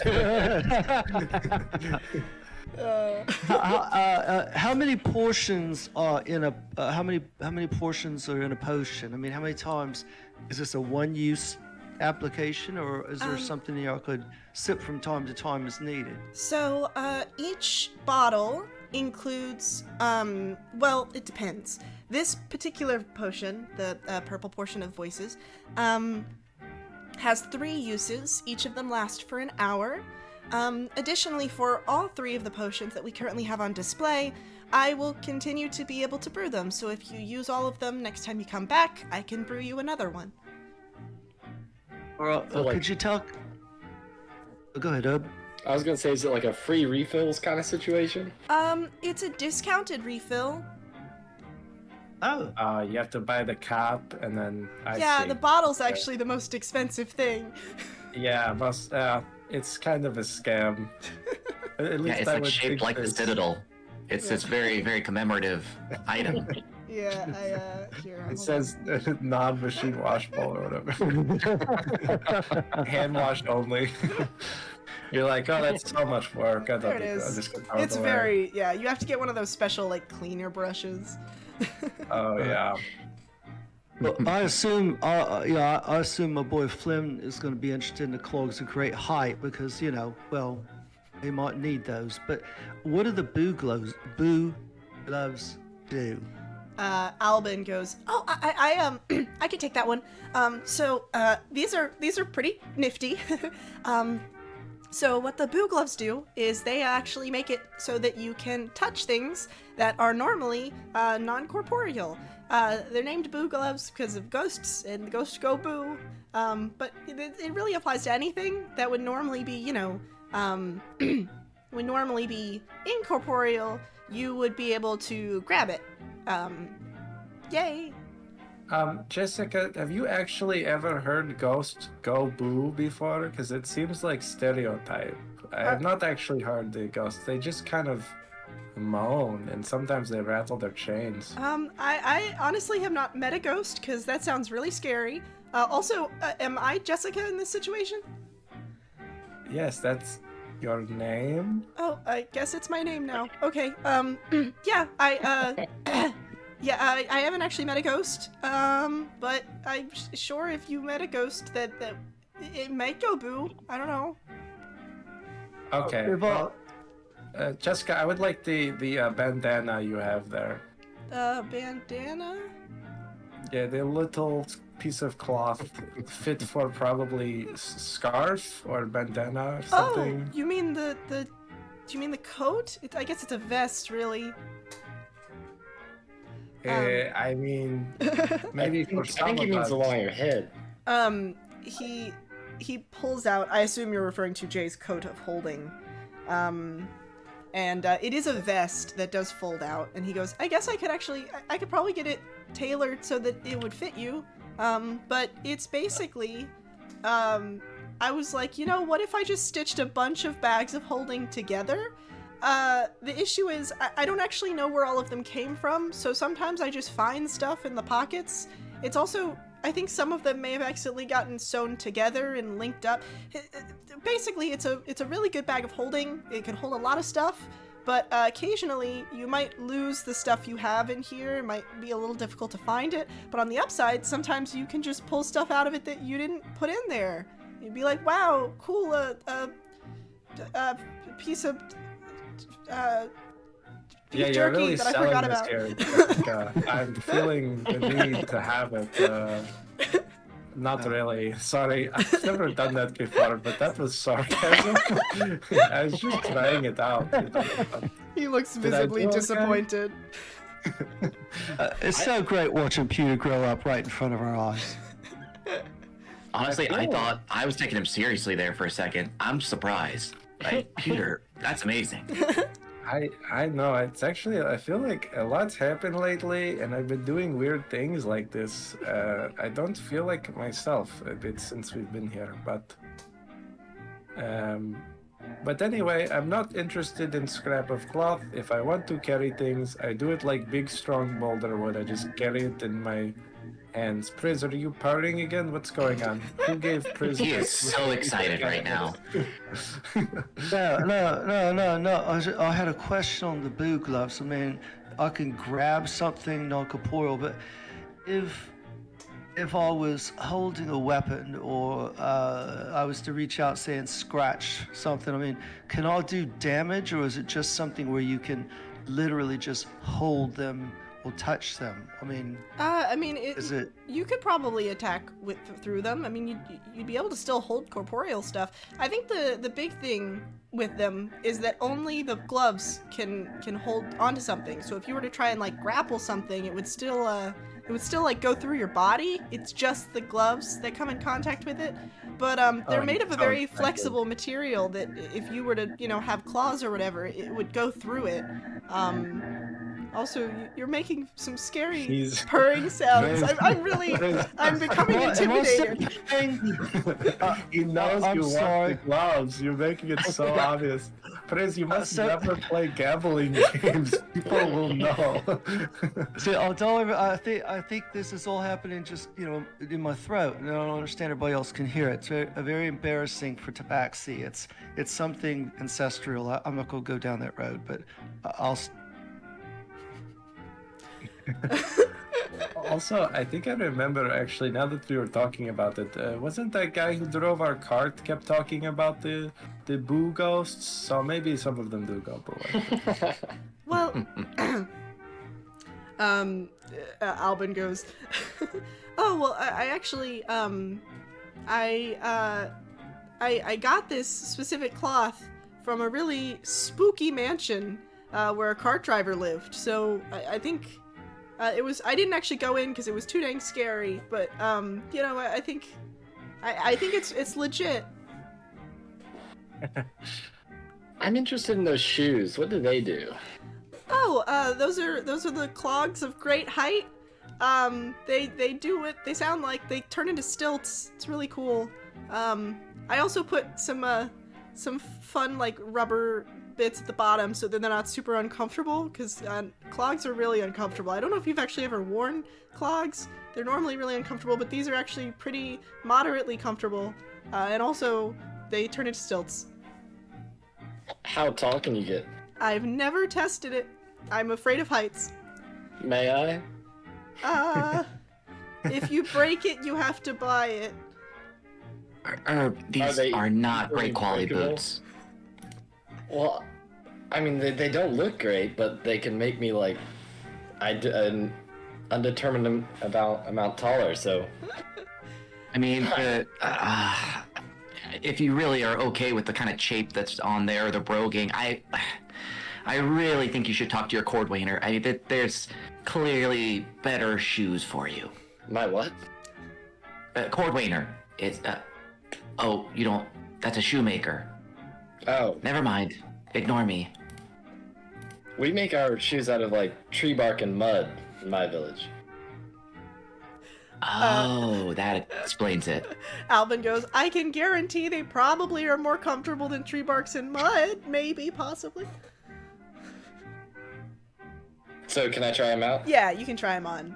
I'd like to try them out and then like I guess see how tall I get. Yeah. I'd suggest going outside to do that, my friend, No, because the I don't. ceiling. You are. Yeah, his head is You- like slightly pushing into the ceiling. Yeah. You press the little button that's on the side, and immediately shoot into the ceiling. Roll a acrobatics check to see if you can stay standing Okay. on these stilts. There we go. Acrobatics. 5. 5. Yeah, you Oh, immediately fall over. There's like a crashing sound as you fall into like the junk and stuff they have lying around. It's again kind of a thrift story type vibe. And Albin goes, oh geez, oh my god, are you okay?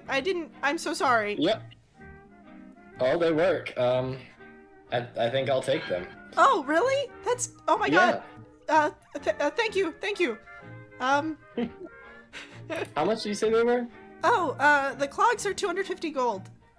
Okay. I'll With that go. quality, I think you should, haggle a little bit. Please Just- don't. No. Haggling's against the goblin code. So. Put it on the list. Today I learned. Unless it's for coupons, apparently, though. Yeah. I remember some haggling going on with the vouchers. Specifically about shoes. The goblin code's not supposed to make sense. Yeah, you pay your $250, or gold, rather, and you have acquired the clogs of great height. Oh, also, they are Impressive. moderately comfortable. Okay. He's put some, like, memory foam soles at the bottom. There's like no lining leather in there. I mean, the latchets are all off. Sorry. Enjoy your food, taken sir. off my tree bark and rope and mud shoes and just drop them. Just in the Oh, man. floor. I'm, Yeah. I'm picturing Herb's feet are just the most mangy, disgusting. Oh. It's just an immediate rancid smell that permeates the entire store. Even Chunky, who's been following you around, goes like, "Hmm." Yeah, wow, that's a surprise. Thought you would have had to be best friend. Question on the health potion. Is that three hits or what? Oh, no. The health potion is just the standard one. But it's a pretty strong health potion. And I definitely have the information here about how much they regenerate. She's like digging through some like index cards she's got on file for all the different potions she's made. She goes, so these, I guess the best way to describe it would be to describe it in the form of picture your health as if it had a numerical value, and you determined things based on, I don't know, like if you rolled dice, because I'm still new at this. I'm not like 100% sure. I can't make it exactly the same every single time quite yet. In a hypothetical situation in which you were to drink this specific health potion, it would recover 2d4 and then an additional 2 if you were to consume it. And then you would add that to the hypothetical number that is your total health quantified. This sounds like right up Priz's alley. Yeah. I swear I'm seeing double. Yeah. Well, once you guys, face a hypothetical 1 for your health, you'll understand a bit more. So, when you take this potion, I assume, let's say I was a busy man and involved in some kind of action or whatever, taking this potion would not be an action, right? It would just be a sidebar. In a hypothetical situation in which you were to assign these words What is he to, talking about? I would say that one could drink a potion with much speed and haste, perhaps as a smaller form of action that it might take, almost as if you could do it as a bonus on top of whatever you were going to do. Well, that makes sense. I mean, if you've ever seen a warhammer being swung at your head, and especially after it's already made contact pretty significantly. Oh. Yeah. So, if I for the purple portion and the health potion, say 250 gold for the two of them. For the purple potion and the health potion, so it would be 300 in total. Well, I mean, yeah, if you bought them individually, but I'm saying, if I was trying to persuade you otherwise, what I'm saying is, if I was to buy them together, and with the promise, of course, I will only refill my potions at your shop. I mean, I would never go anywhere else. Say 250, there's a 1-day special. You, you can roll persuasion if you like, but she looks kind of sad about it.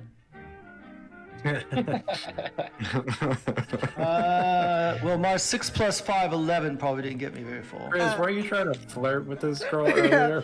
Now you're like, give me more money. You know what?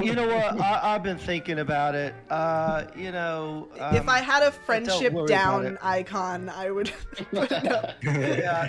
You know what? Remember Now that I this. think about it, you probably work on commission, so I'll pay the full 3. Oh, I'll don't pay think the that 300. just because you got a bad roll, you can talk your way out of it. That's going on your Well, I know, permanent I mean- record. No, I mean, a bad roll would insinuate this dicey thing. So anyway, my Are point they is, still right now? I feel like we should give them the room. This is getting intimate. I feel like my persuasion, I just don't feel up to par. Anyway, I'll give you the full 300 because I don't want to cut you short in case you're working on commission. So I'll take those 2. Okay. Yeah, you hand over the 300 gold and she gives you the 2 potions. Does anyone else want to buy anything? I actually was going to wait. I don't feel like I understand all this transaction stuff yet, so I'm not gonna get anything. Okay. I don't want to give up my necklace. Hypothetically, if we're talking about some far off dimension here, this this coat, this vestment here, how likely am I to lose the things I'm putting in there? Oh, I mean, not likely at all. I think, I think it kind of varies, but, I would say that when you, whenever you go to get your stuff, you would roll I don't know, like in a hypothetical, you would have to be very wise to find your stuff. But you'd have to, like, if you were theoretically rolling a dice, you'd have to roll, like, really badly to lose your stuff. Well, I mean, I consider myself wise, but... Oh... It is tempting. It's tempting. I kind of, like, think to myself and, like, look down and where Leaf would be. Hopefully he doesn't try to jump in this coat. Okay, Leaf is probably I'll take it. uninvisible at this point. Actually, Oh, I would say you open your bag, you still don't see anything. Alright, he's just playing coy. Yeah, I'll... There's nothing in there. You don't see there it. goes the gold I was going to use to pay for it. I will take the coat. Albin excitedly is like, "Oh, really? Wow, oh, okay, thank you. On one condition. Oh, no. If I lose one thing in the next week, I get a full refund. Oh, jeez. Okay, I guess that makes sense, I guess. You said it was pretty rare, so, I'm just going off of what you're selling. Will you give the coat back, or do you get to keep the coat and also the refund? I look very conflicted. I would give it back. Oh, okay, yeah, sure. Then, of course. Alright. Here you are, and, like, my hand just holds onto the gold for as long as possible, even as he's reaching for it. He, like, is not willing to pry it from your hands, so you're just awkwardly, like, standing there kind of holding hands for, like, until you're willing to let go. I think you all probably watched for, like, a minute. Yeah. Just, okay, thank you. Now they're looking deeply into their eyes. Yeah, you have acquired, Jay's coat of holding. Alright, is that everything? Yes. I think so. All right. See you guys walking outside. Yep. Computer's saying that as he's leaving. You guys make your way back outside to the Citadel, just standard. And you find that, after Mori kind of shows you to your apartments, which you each have an individual apartment that's pretty standard, fully furnished, that you have some free time. And now I get to describe free time. So, as mentioned before, I have functionally turned this D&D campaign into a visual novel.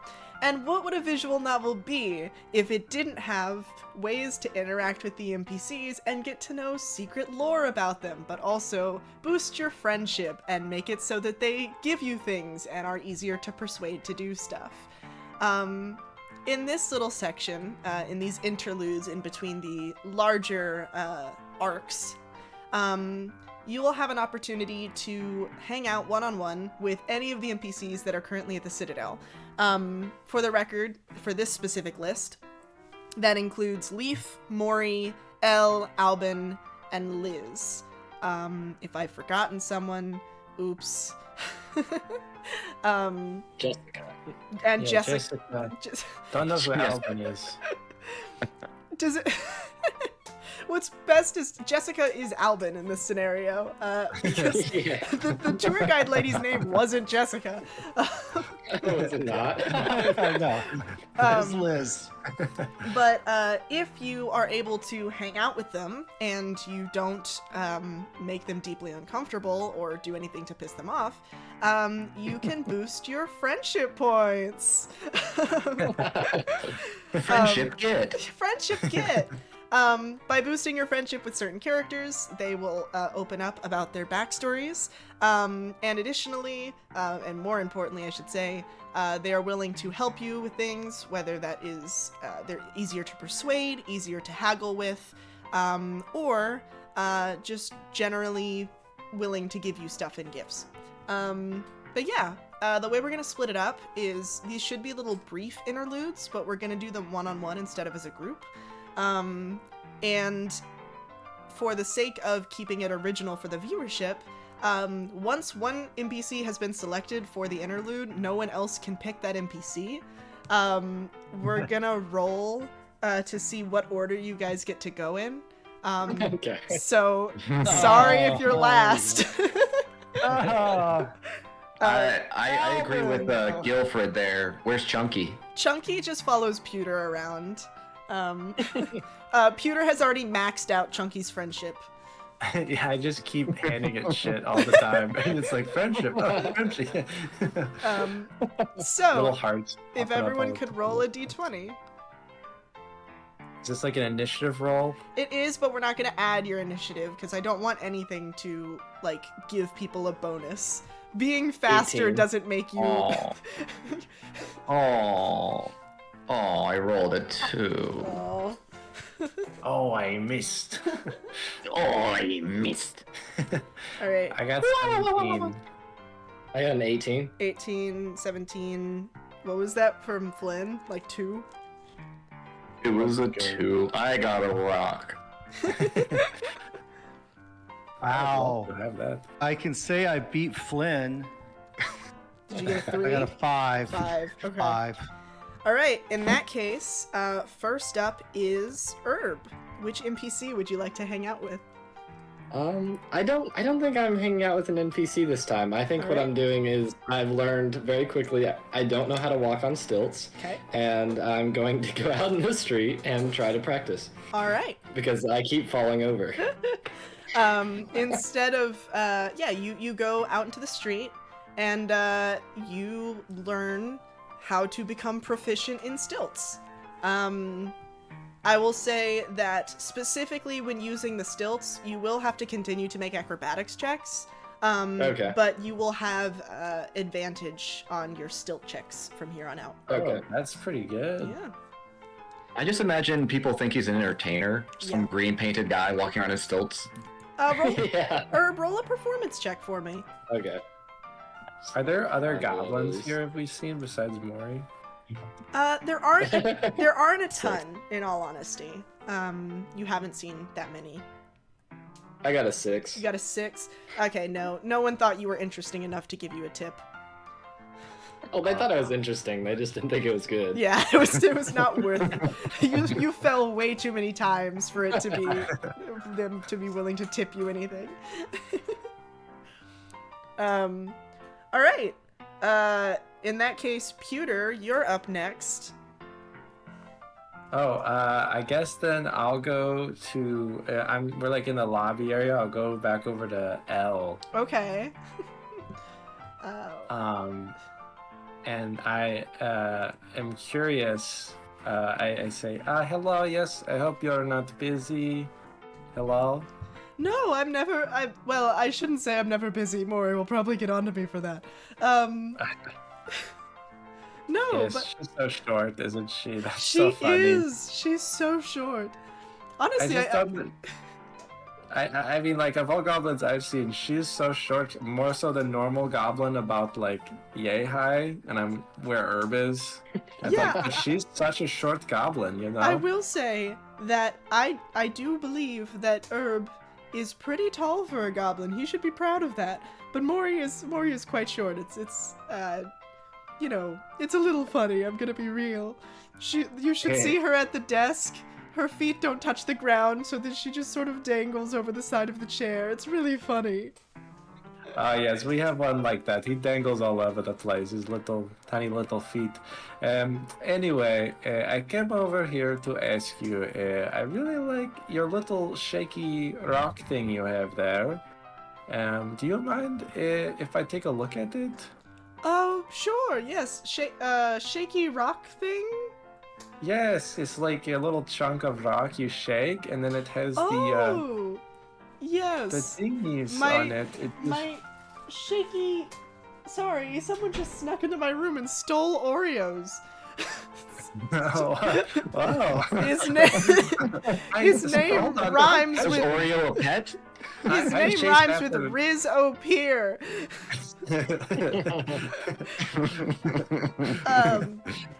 Anyway, yes, my shaky octoball. Yes.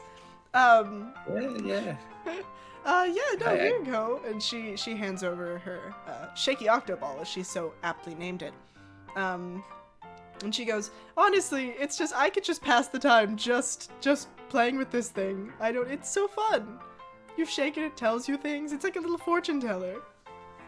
Yeah, I actually wanted to ask you about the things on it because you seem like, if I'm being honest, smartest person on the Citadel so far that I have met. I just feel like we are on the same page. So I come to you because I actually I would like to learn how to listen to this shaky ball and know its secrets, like you can. Oh, I see. You need to learn how to listen to the universe. I understand. Alright, we will start at once. I think I have some real complex reading. We probably shouldn't start with that. And she leads you into her office. And she starts parsing through the books. And the complex literature that she's saying is not at all complex. It's actually very simple. But she actually does pull out, she's like, all right, listen, I have some, these books are really good for kind of learning the basics. And she pulls out some, like, Go Dog Go, just basic, like, reading material. And she goes, I'm really good at this, so we're gonna sound it out together. And Elle will spend her time teaching you the very fundamentals of Common. Granted, she does teach you how to mispronounce some words because there are some words that stump her. We're learning together, Yeah. you know. She's like, now, I don't canal everything, but I am trying my best, and I feel that you are too. It's like when you have that high school teacher who's teaching a computer class, and she's like, "We're all in this together." Yeah. So I have no idea. It's like how all of the teachers were like, now I'm no artist, and then drew the like most incomprehensible graphs on that thing. Except it's like the I'm no artist, except she should be an artist in this situation. So she's like, I'm no common tutor, but here you go. And so yeah, you get a very rudimentary common education. And additionally, you boost your friendship with Elle. Yay! Yay! Friendship up with Elle. I almost hate to do this then because the friendship just went up. But while we're learning, I'm going, oh yes, okay, this is good. Sorry, I get a little snacky when I'm learning, and I've taken a bite out of that shaky. She turns to you, and there's like a moment where she like realizes what's happening, and she goes, oh no. Have I been using it wrong? Is it good? Can I try a piece? Oh yeah, sure. Here you go. She's gonna die. She It's okay. she I don't think you are. she takes a piece from the shaky octo ball or whatever she called it, and like she tries to bite into it. Predictably, she's not making much progress, and she goes, you know, I really think I need to see my dentist. I've been worried about my teeth for a while now, and if they're not strong enough to eat this delicacy, then frankly, I have right to be concerned. Oh, you know what? Yeah, I think they might be a little janked up in there now. Hold on. Oh. And I cast Cure Wounds on her face. Okay. She goes, oh, that's so sweet of you. Yeah, And, they look the same though, but She's like, it's- maybe it's best I just won't, here, I'm just going, she like takes the chunk, and she takes like a desk weight that she has and starts like smashing it into dust. And then she's like, here we go. I'm doing the work that my teeth were gonna do anyway. Yeah, hey, work smarter and harder. You can just lick that up, and I bet it will taste just as good. Yeah. Oh, I'll mix it into my coffee. That sounds fun. And Yes, I don't know what coffee is, but that sounds delicious. it's beans, from what I've heard, which is crazy. They're like those are those things like little rocks. You Yeah. know, you are the first person I found. You're not going to believe this. First person who eats like me, you know? Like, I feel like such a crazy guy all the time. Everybody gives me these looks, but, you know. Well, It's nice. I am so sorry that no one has appreciated your delicious cuisine.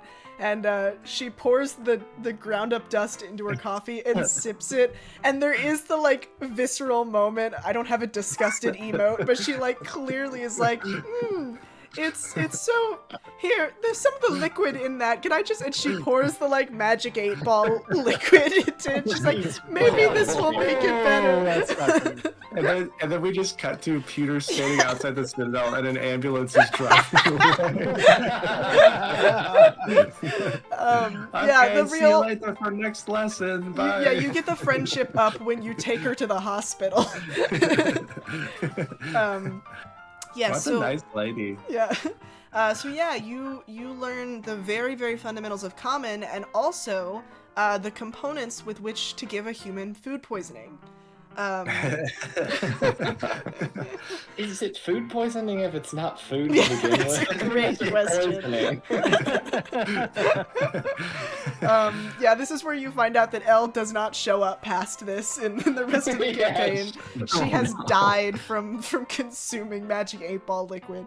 At least we Yeah, get she's to go getting to her a stomach fun pumped. roll, Yeah. you know? We get to see what these fun rolls are like. All right, but yeah, that's congrats. You got a bonus point with Elle. I'll try and keep track of this, but make sure that also if you guys could keep track of which characters you have points with. Sure, Okay. sure. All right, next up is Priz. I will choose Liz. Liz, okay. I'm so surprised. No one could have predicted this. Who knew that was coming? You It was between Liz and the border guard who checked us in at the Uh-huh. very beginning, but I went with Liz. you find yourself putzing around the large greenhouse that is in the Citadel. If I have it listed, it's the Garden Dome. That's what it's called. And as you're kind of looking around, appreciating the foliage, you see Liz, who is currently collecting different stuff, presumably for potion making. And she turns to see you, and she goes, "Oh, hi. It was Priz, right?" Oh yeah, it was. Prisoner. Liz, correct? Yep. Liz Florday. That's me. Oh, Liz Flornay. Oh, that makes a Flor- little sense. I Day. assumed There's it a was Flower. D. Oh, Floor Day. Yes. Ah, my pardon. So I see. Are you picking flowers? Is this for fun, or are you gathering herbs for work? Oh yeah, I'm brewing some new potions. And I'm just testing some stuff out. It's a really delicate process because you pick the wrong flower and someone ends up poisoned. And I mean, I already heard, a couple hours ago, someone just got wheeled to the infirmary for being terribly poisoned. So, we really have to keep an eye for these things. Yeah, it's more common than you would think. So anyway, I mean, really, so you're like an artist with your the way you make your formulas and I'm an artist as well. I mean, I sing, which is very different, but still both artists in our own right. Oh, that's awesome. You're a bard? I am. Some say I'm the bard. Oh, well, I'm gonna be 100% honest. I actually haven't heard of you. I'm sorry. Ouch. Well, I'm new to the Citadel. I mean, I take it you don't get off this rock very often, right? Oh no, I got recruited here, and I've just sort of been working here while I'm saving up money for college. Okay. Yeah, I mean, if you were off the Citadel, I mean, if you're off, everyone knows who I am. I mean, it's just here. I haven't played at the Citadel yet, so. Roll a deception check.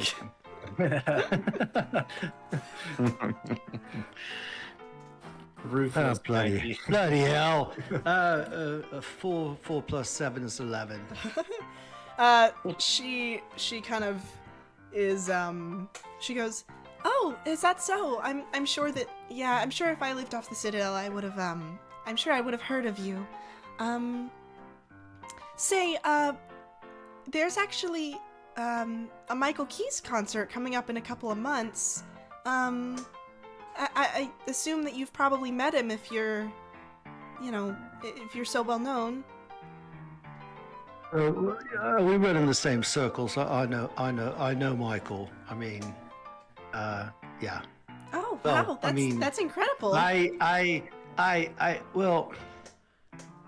it's like any competitors. I mean, I know him.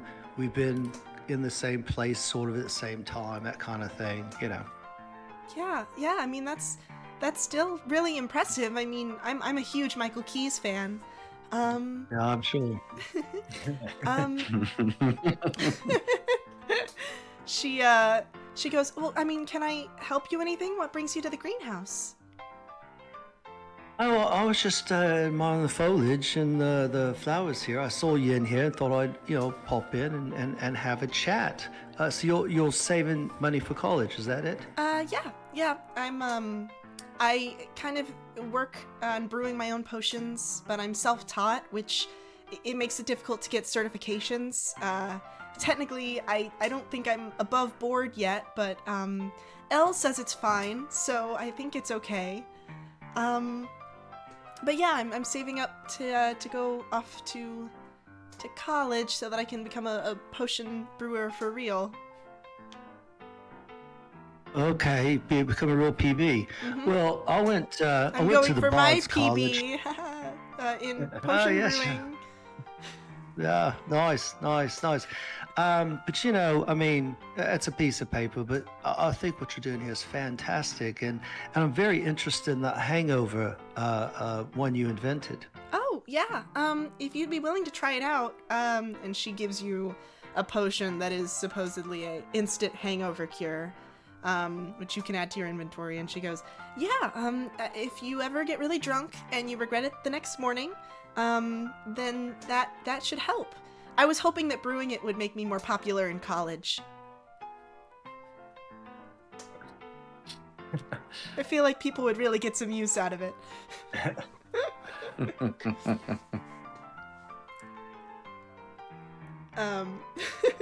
Chris is contemplating whether to continue the conversation.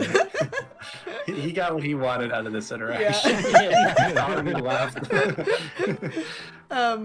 She goes, "Yeah, I mean, if you want, if you feel up to it, next time I brew a potion, I can use you as my my guinea pig."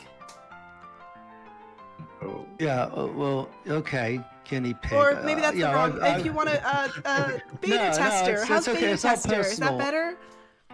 Yeah, your test subject would be more guinea pig. Never mind. No, It's, I can use. it's We a- can it's a- terminology. Test subject. That sounds fine. We can do that.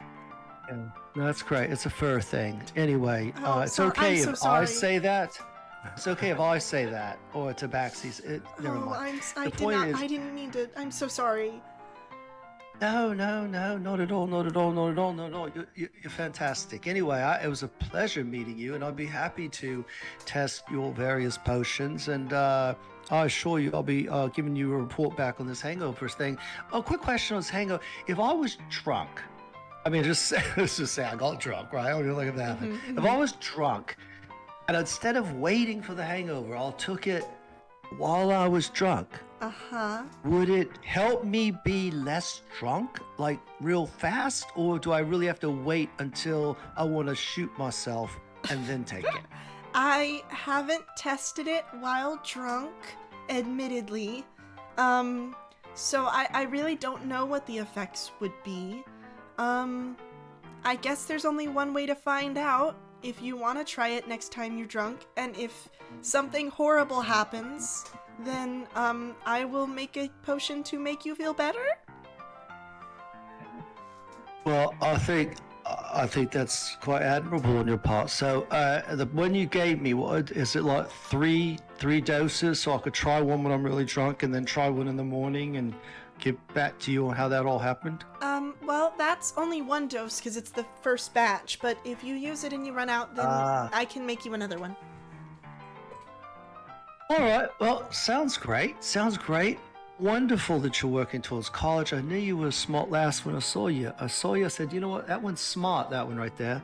Anyway, yeah, I'll probably get a gig around here and you'll be able to come by and hear me sing. And, you know, I'll get you a VIP pass, you know, backstage. So, you know, as soon as I land a gig, I'll let you know. Oh, that's very sweet of you. I really appreciate it. I'll go see you perform as soon as I can. Yeah, and then, because once you see me, I mean, you won't have to go to that other silly performance next month or whatever, you know.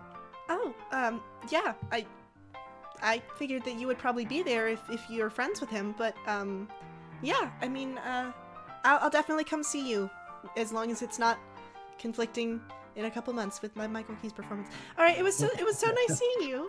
And she goes back to her plants. And you get a friendship up with Liz. Wow. Poor Priz got Ta-da! zoned. I'm in the friend zone. I think the test subject zone is underneath the friend zone. I hate to break it to you. All right, and finally, last but not least, Flynn. All right. Man, see, I was gonna riz up Liz, but I guess that's already done by Priz, so I guess... no, I will go hang out with Maury, and actually I'm going to do double duty here. I'm gonna ask Maury to hang out with me in the shopping district incognito. Okay, alrighty. I specifically looking out for you-know-which store, and trying to see who's there. Yeah. So... Maury is more than happy to get out of the office. She's kind of been filing paperwork for Elle. She does kind of appear to be a secretary when she isn't off on missions. But she's more than happy to take a step away. And she goes, "Okay, so what store are we out looking for specifically?" Okay, not specifically looking, not going in, but I just kind of need to see who's working there. Okay, that one. The cozy one over there with the big shoe on the sign. Yeah, that's the one. That's the one. Don't be too obvious. Look, get behind the sign with me. She kind of panics and she ducks behind the sign with you, and she goes, "Okay, sorry, what Misselpot? Hey, isn't your last name Misselpot?" Keep it down. Okay, sorry. No, I mean, yes, it is. Purely coincidence. Okay, I'm gonna choose to take that at face value and discount the fact that you're being really cagey about it. What exactly are we trying to accomplish here? We're looking for a very stern-looking woman who looks a little bit like me. No relation. Okay, alright. I'm gonna be candid. I don't want to put my head out. You look. She kind of pops up to look, and unfortunately she's like the same height you are, so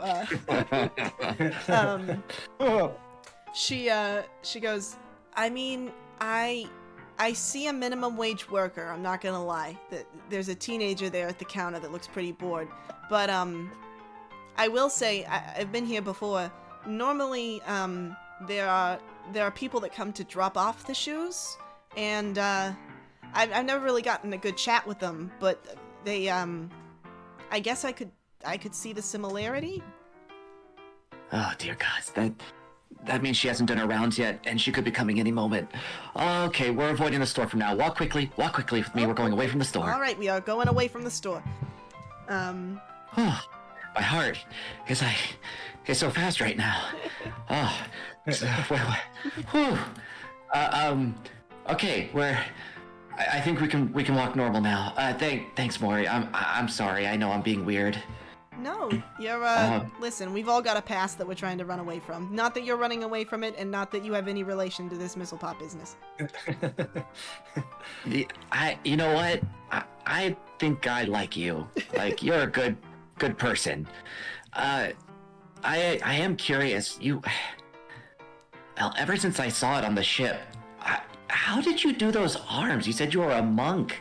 And I'm not saying that I'm like the same type of monk as you, but I mean, I went to my monastery and I didn't learn anything like that.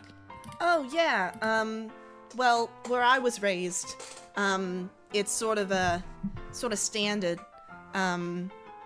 It's called the Way of the Astral Self, and, you can use it to, create illusions of your limbs that eventually become kind of corporeal. And you can use them to do stuff, like punch people a whole lot, or steer a ship. Generally speaking, I think most of the monks don't use it for manual labor like I do, but, you know, I think everything has its uses. I think you're being underutilized at the Citadel. I may be speaking out of turn here, but I don't know, it seems like you're the brains of the operation. Yeah, I'm not gonna lie, it's a lot, but admittedly it pays well, and even though Elle's not exactly the brightest phoenix in the batch, the nest, I should say, you know, Wow. she means well, and, honestly, I don't really have a whole lot else going on. Hey, you know what? How about this? You shared some, well, I don't know, you were kind of cagey, but how about this? I'll let you in on a little secret, and if you tell anyone, I will gut you like a fish. Just letting you know. But Reasonable. I actually wasn't raised by goblins. I was actually raised by elves, and so I got really defensive over the whole herb thing. But in all honesty, I have no idea if that's how goblins act. Wow, I mean, please, this may sound terrible, but like... Goblin? I don't really know. I've met Herb, and I've met you, and I am not sure anymore. Yeah, I don't... He's saying a lot of stuff, and I'm like 99% sure that it is incorrect. But... I'm not 100% sure. I know he's not a goblin. I do know that. But then he said the thing about being adopted, so now I'm thinking, like, am I the jerk? I don't know. You know what? My lips are sealed. Pass or pass. And I didn't hear anything. And you know what? I understand being the brains of an operation, but being too small to stand up for yourself in an organization. I'm here for you. And I appreciate you being, not really inquisitive around our little mall visit. Oh, yeah, I not a word. In fact, I'll actually let you know if I see anyone, I'll give you a heads up. And if you don't want to be seen, let me know. I'll make sure you're not seen. There's one more thing. You've already done so much, but just if you have anyone who hears about someone named Vulcan, again, halfling, looks like me, no relation. If you could let me know, that would be great. I'll keep an eye out for this person who has no relation to you. Exactly. Looks like me, but no relation. Looks like you, no relation. Hey, question. Would you say that it's an older version of you, even though you have no relation? Yeah, actually, like, almost identical, but just a little bit, again, no relation though, but yes. Same eyes, same hair. Okay. Yeah. She kind of chuckles to herself. She goes, You know, I think there might be someone on the Citadel that you might get along with more than you realize. But I won't say anything. Lips are sealed. Okay. Well, I think we can talk again sometime. I thank you. Yeah. That's really cool, and I think you're pretty cool. Thanks, bud. I think you're pretty cool too. And you know what? I'll let you in on the secret stash on the boat. I keep all the good alcohol out of the way, cause you know, people tend to go through that stuff. Are you? That'd be amazing. Pewter keeps taking it out of my hands. He thinks I'm a kid. Yeah, if you could, I don't know if you have any say over Pewter. If you could make it so that he stops dropping rocks all over the deck, it's real obnoxious to clean up. I honestly could not stop it even if I wanted to. But yeah, with that, you gain a friendship point with Mori. Yay! Also, can I just ask? I was picturing that whole scene. Flynn, did you have like your jacket pulled over your head, like the headscarf? Oh, absolutely. Hiding hair. Yes. I am imagining. Absolutely. I am imagining Flynn with the glasses, with the fake nose and the mustache. The mustache is a different color than his hair. Yeah.